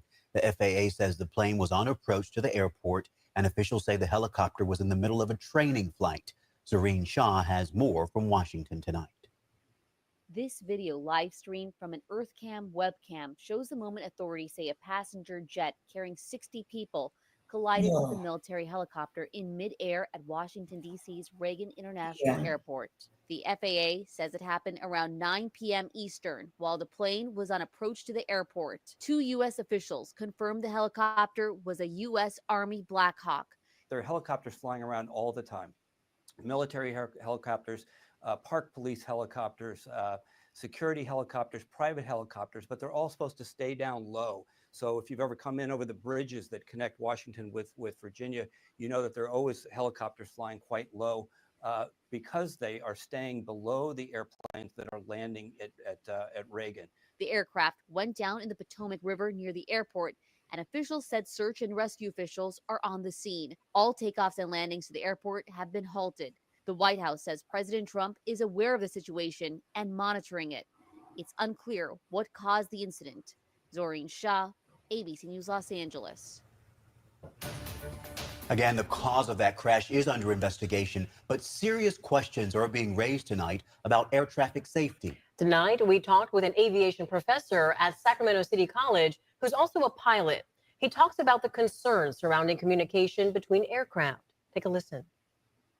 American Eagle regional jet and the helicopter pilots should have all been on the same frequency, all talking to one another. There's a possibility because when you get just to the east of Reagan, there is a military airfield over there. And quite possibly they were taking off from there and hadn't established contact yet. But from what I understand, both airplanes were in contact and were getting instruction. The question is, were they all talking on the same frequency together? That still needs to be determined. Miller says the plane will have a flight data recorder and a voice recorder in the cockpit. Both will play a big role in understanding any possible interactions between the pilots. However, he says the Army Blackhawk helicopter doesn't have that type of equipment. Instead, investigators will examine switch positions to determine what was in use at the time of the crash. And we do have continuing coverage on the ABC 10 Plus TV streaming app. We're streaming the latest news conferences and updates live as they happen. The ABC 10 Plus streaming app is free to download on Roku.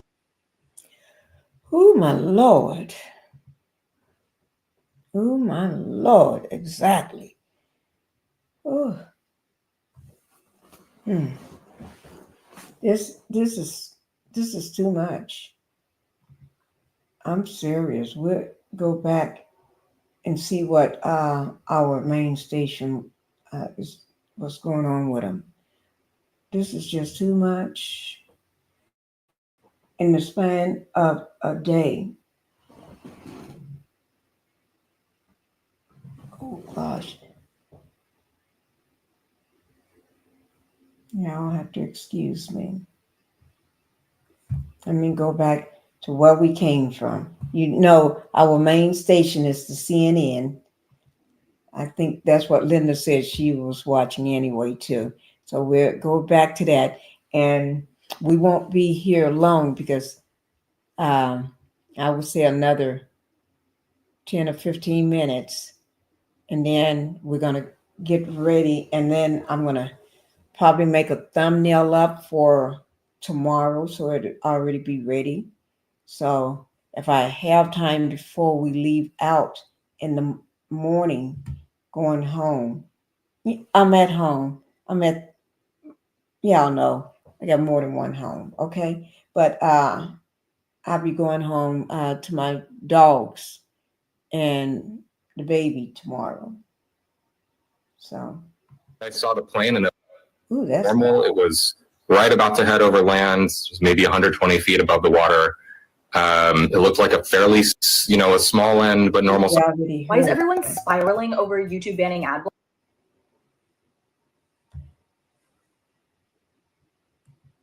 I'm gonna see what one other station is doing before we leave. Let me just pull it up.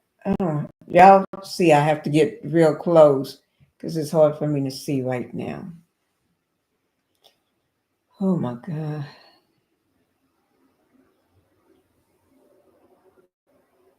Mm-hmm.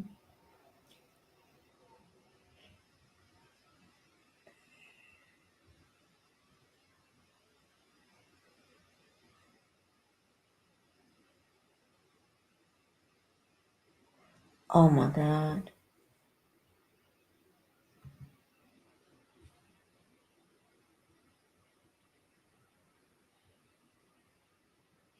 This is a live with the Washington Times. They actually are live right now. So we're gonna click and watch them on out.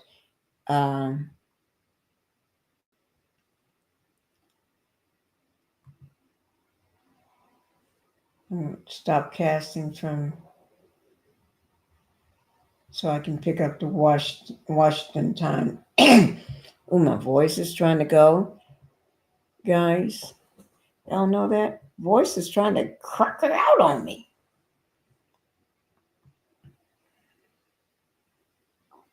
Mm-mm.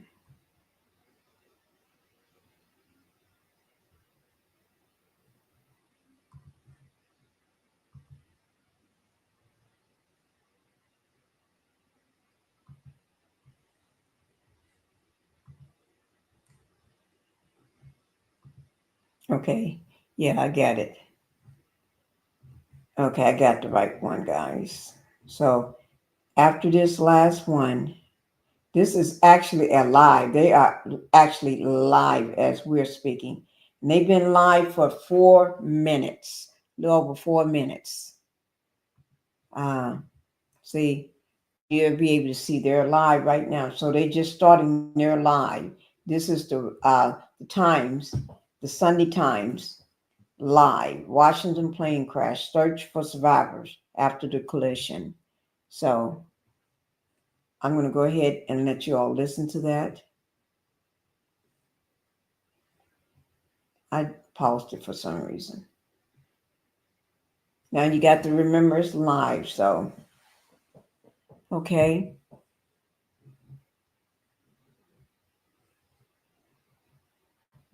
So when they speak, y'all will hear something. All right.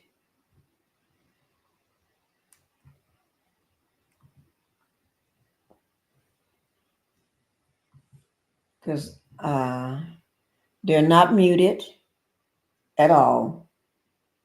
So let me see who's all in this live. Oh.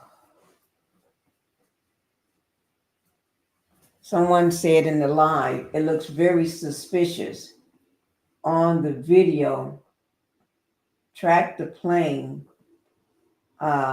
send collision with it, SND, collision with it. And then somebody saying, oh my God, what is that? So they're new coming in. It's been live for 6 minutes. So they're all trying to figure out what's going on right now in this live. All right. Because it's not muted or anything. So let me, and we'll be closing out probably in the next 5 or 10 minutes. But I want to make sure, anybody have any comments or anything, or want to come up and say a prayer for everyone, or anything to say, you're welcome to do so. I'll drop my link just in case, because we're getting ready to close. And if you don't, that's fine. I'm just putting it out there just in case. Maybe you know somebody, or think you know somebody that was on that plane. I just put it out there just in case, okay? On both of my channels. What you say? They all need to be equipped if they are in the same zone, period. That's dangerous, yeah. Mm-hmm. Yeah, you're right. You're exactly right.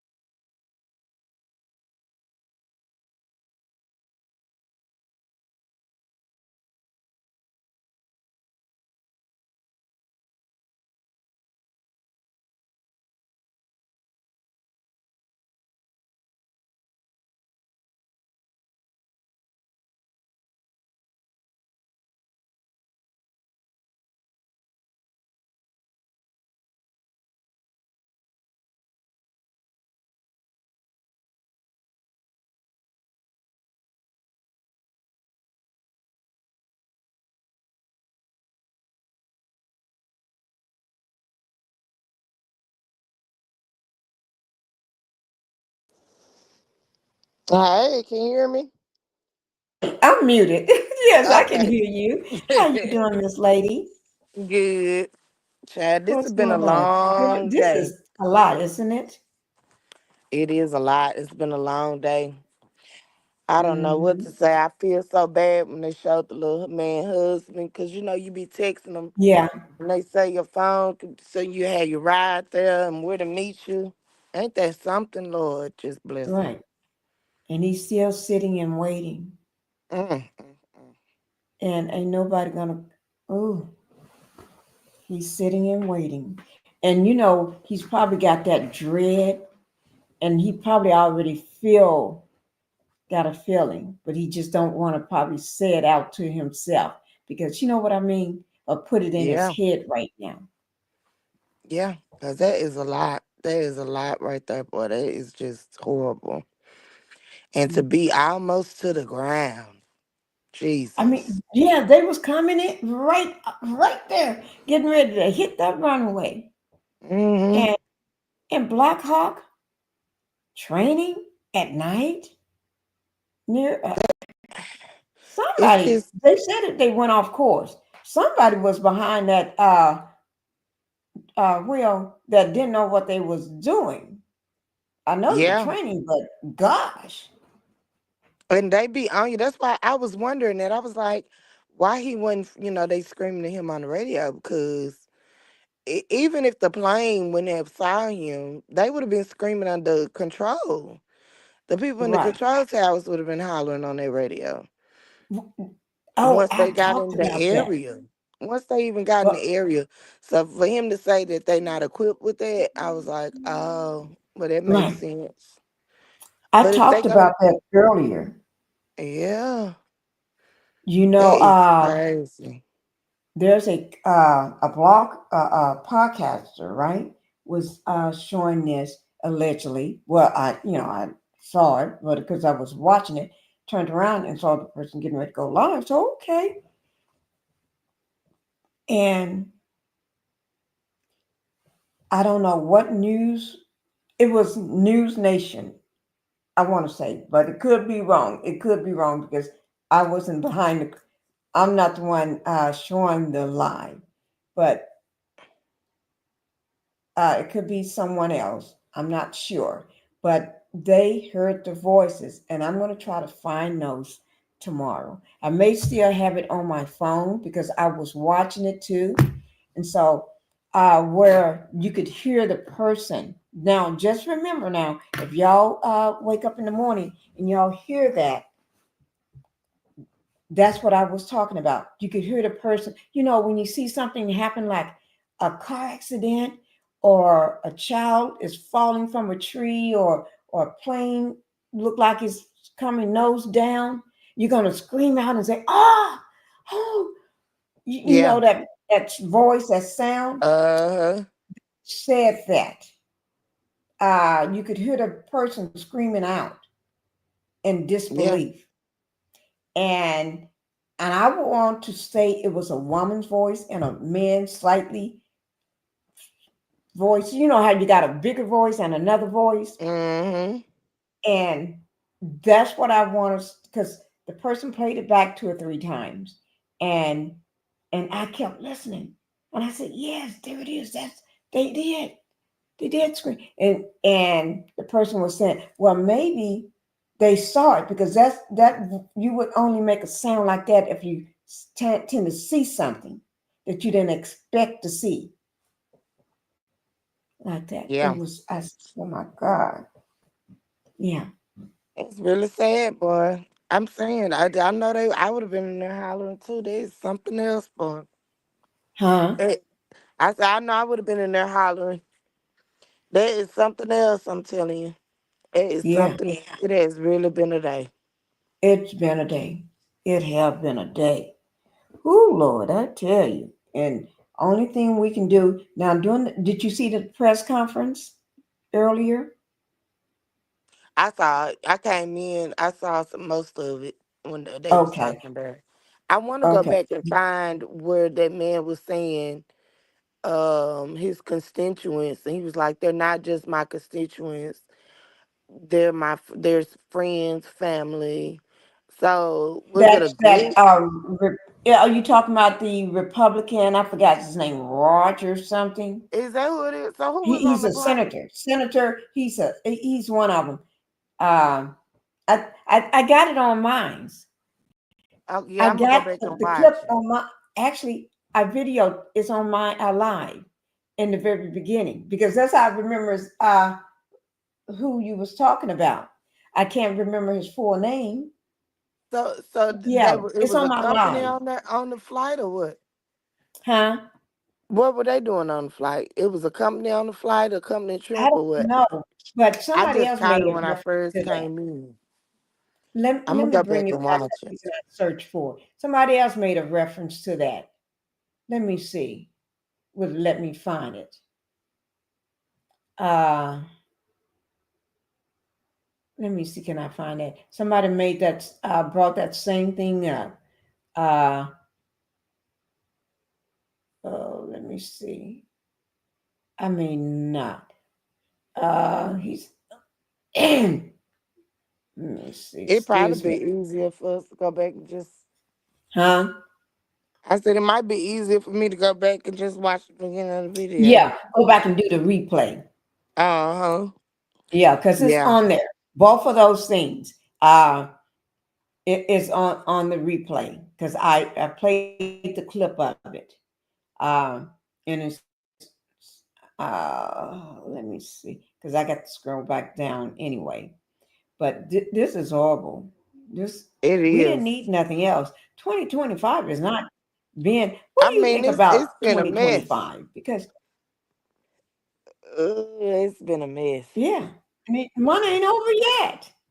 And the month ain't over yet. We got 2 more days, 3 more days, two. Shoot, I'm over it. Yeah, Well, just 1 more day. Today the 30th now. I'm about over January. It needs to go on.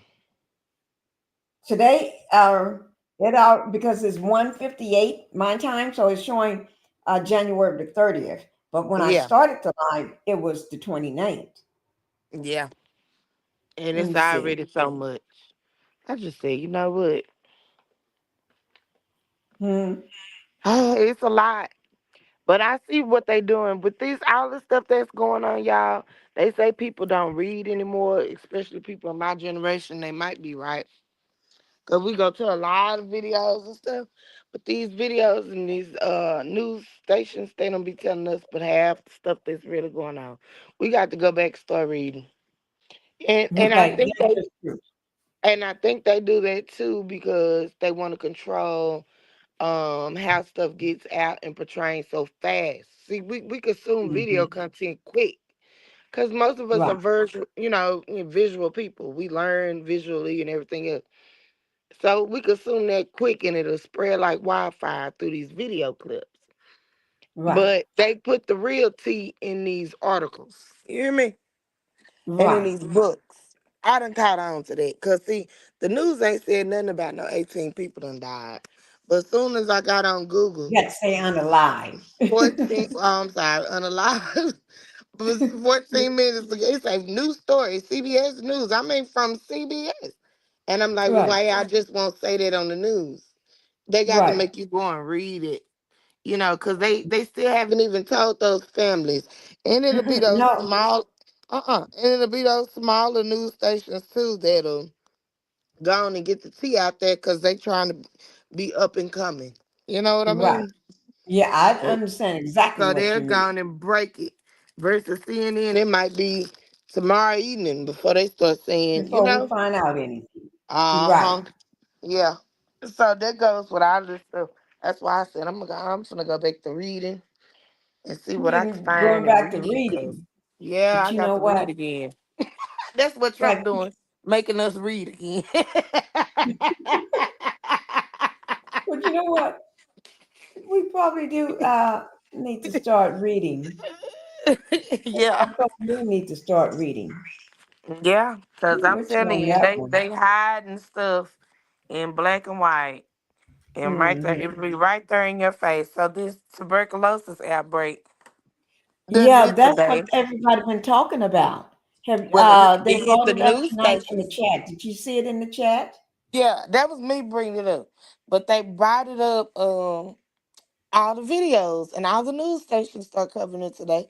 But when you go and read, oh, it's been an outbreak going on there since 2024. Since it's been a whole year. And this is the largest in our country. Do you hear me? And they have not Hmm. said a word until today.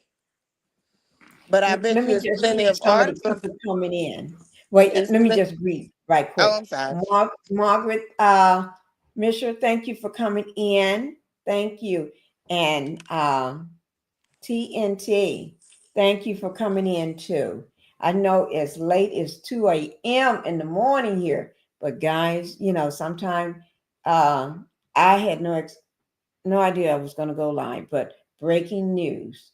Um, as everyone have heard, there's a American airline plane that was at collide. Well, the Blackhawk helicopter collided with an American Airlines plane midair in DC, and it fell into the water. And they was actually they was at the home stretch. It's like you there, you made it there, and then here comes a Blackhawk helicopter allegedly off course, and it's big fireball in the sky, and it fell into the water. The water is 8 feet deep. Um, and still got ice in it from all the snow and ice and everything we've been having. It's freezing cold. It's dark, murky right now, and so forth. For the first news conference they had it, they're having another one, which is going to be during the daylight. They didn't say no time. They're looking for daylight because they feel they can see more during the daylight, and then that's when they would tell us more. But when they've been asked about any survivors, they don't want to talk about it right now. Hello, Kim Jenkins. Thank you for coming in. It's 3 a.m. where I am located. Okay, thank you for coming in, Kim. And so right now we're all still just waiting and praying that the families that's waiting can hear some good news. The everything is upside down in the water. The Blackhawk helicopters upside down, and I'm assuming the I'm not sure what they said about the plane. I can't remember whether it's upside down too or not. But we're not going to be here long, guys. And I want to have everybody to make sure you hit that like button since you came in. When you hit that like button, make sure that you watch what we call the replay.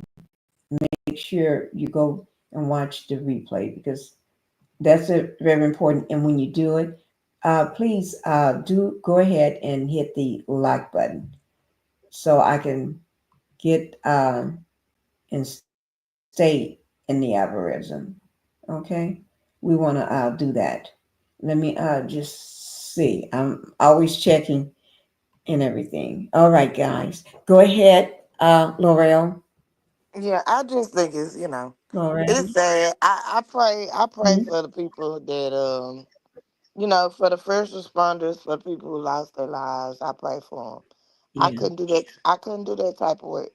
I'm not saying I'm a panicker, but I probably would panic, and I'll probably be Hmm. hollering and telling the people because we've been sitting there waiting, and I've been hoping, okay, they're gonna say some people survived, and Yeah. we waiting, and then they say, well, after you get in the water, you have 3 minutes before you pass out. Before you know what I'm saying, that type of stuff. I can't know those type of things and then look at a family sitting there Right. waiting. You know what I Right. mean? Yeah. Because I 3 minutes understand. is not even time enough for them to No, get around to the site to even get anybody that in the is true. water.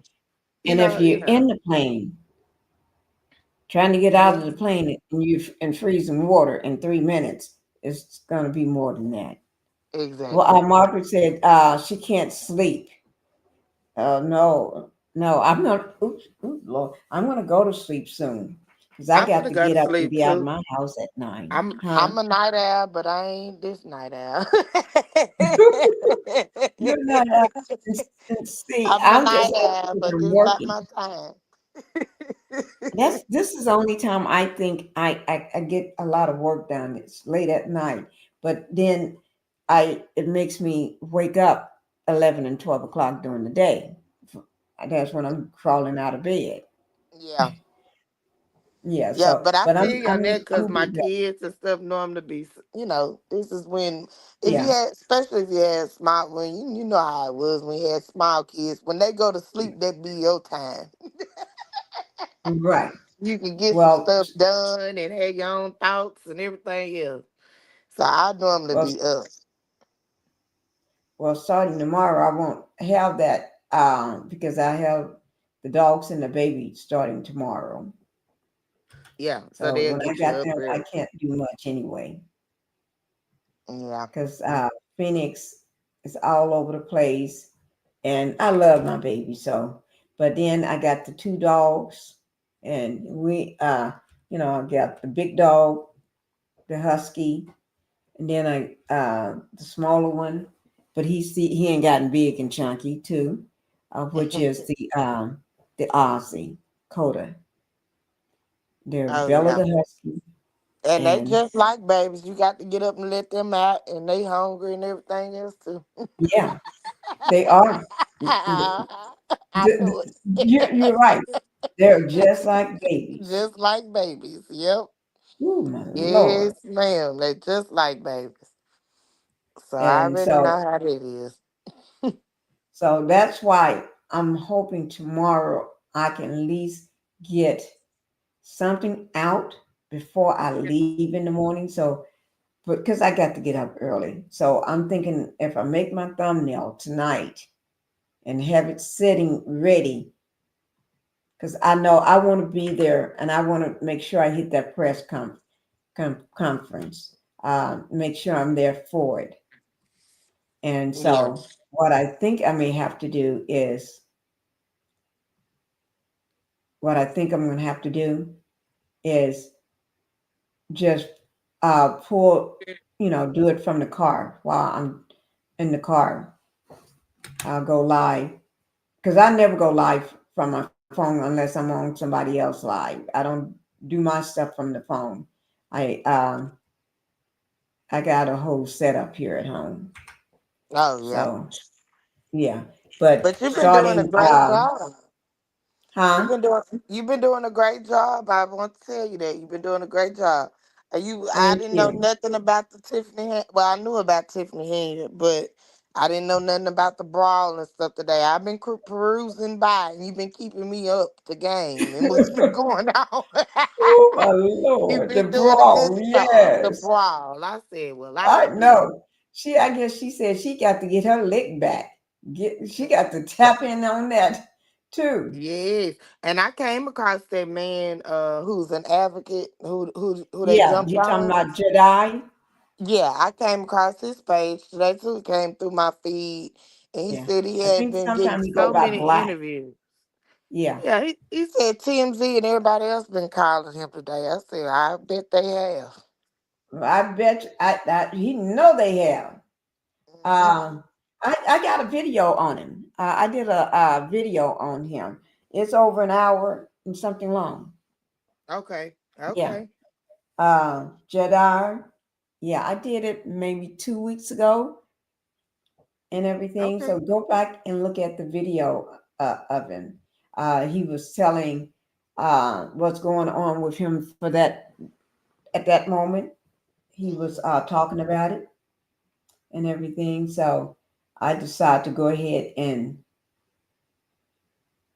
just pop in and do work on the live, you know.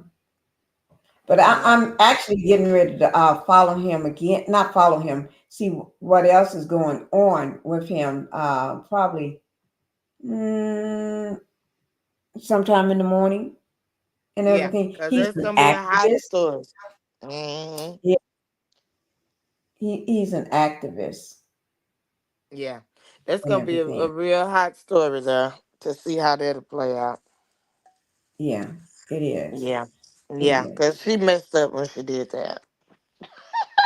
She Mm-hmm. messed up when she He did a messed lot of up. things, but Well, she don't they supposed to put took her it to hands on nobody. especially not up there. Okay, And he she didn't he really didn't messed up. do he didn't strike her at all. Mm-mm.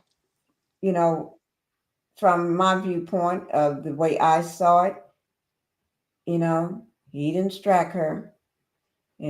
So I think No, she messed up, but she was mad and her voice was lit like um out of control during the whole meeting. So yeah, we'll she see. had a breaking point. I'm right. I'm gonna catch it up because and also not her. Somebody did who was that? Just did a interview. Was it him? Somebody just did an interview today. I can't remember who because I've been so busy. But I'm gonna have to find out who was that just did an interview today. But It may we're be gonna be him. He said everybody been calling him, but been to calling. I me, that think they lady, have. That lady looks like she was dressed for that. That girl normally be dressed. And she had on her hoodie and her jeans on today. Oh, I she was pray. ready, huh? She was ready. Mm-hmm. Oh, my Lord. I said, But baby, you know what? where your clothes at? And you got your wig still on, but where your clothes? Uh-huh. Someone, right? Right. Yeah. Yeah. But They we're be not waiting going to on that. be long. I'm going to go ahead because it's 2:20 and I got to be out of my house at 9 o'clock. Yes, ma'am. You have a great night, and thank you for covering Thank this you for because coming out. I didn't know what was going on. I'm just pray for him. Yeah, it's a lot, but yeah, only thing we can do is pray. When I drop my continuation of this event, this tragedy, make sure I know you get your notifications, correct? Because a Yeah. lot of people. Okay, that's good. So you get your notification when I'm because as soon as I dropped this, I went live. I do that all the time.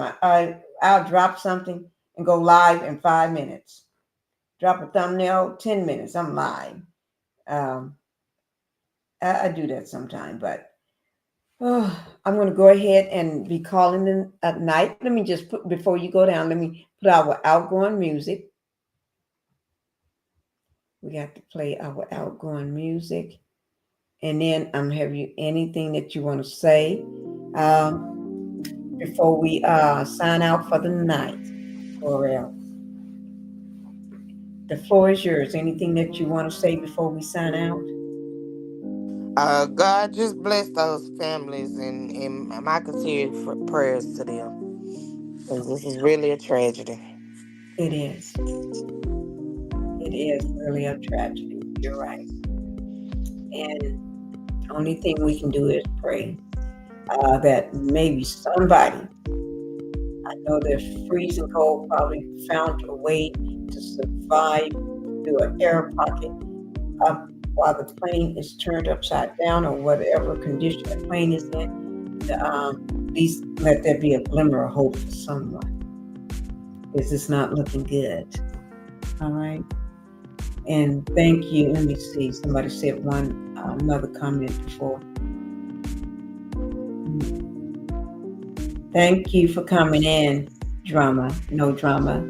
Thank you for coming in. We're getting ready to close it out now. It's been a terrible, terrible collision with an American Airlines and a Blackhawk helicopter. Make sure you all watch the replay. And while you just came in, go ahead and hit that like button. If everybody can go ahead and hit that like button. Let me show you what button I want you to hit.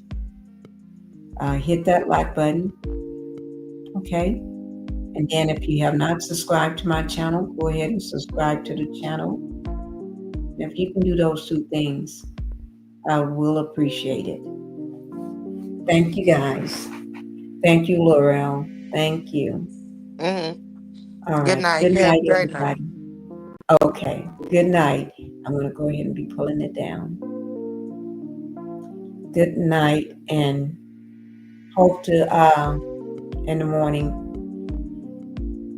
when everything comes to the daylight. Hopefully, it's some glimmer of hope for somebody's family. Okay. If they haven't announced whether anybody made it or didn't make it yet, you just have to hope. Okay. Thank you all so much. Bye-bye.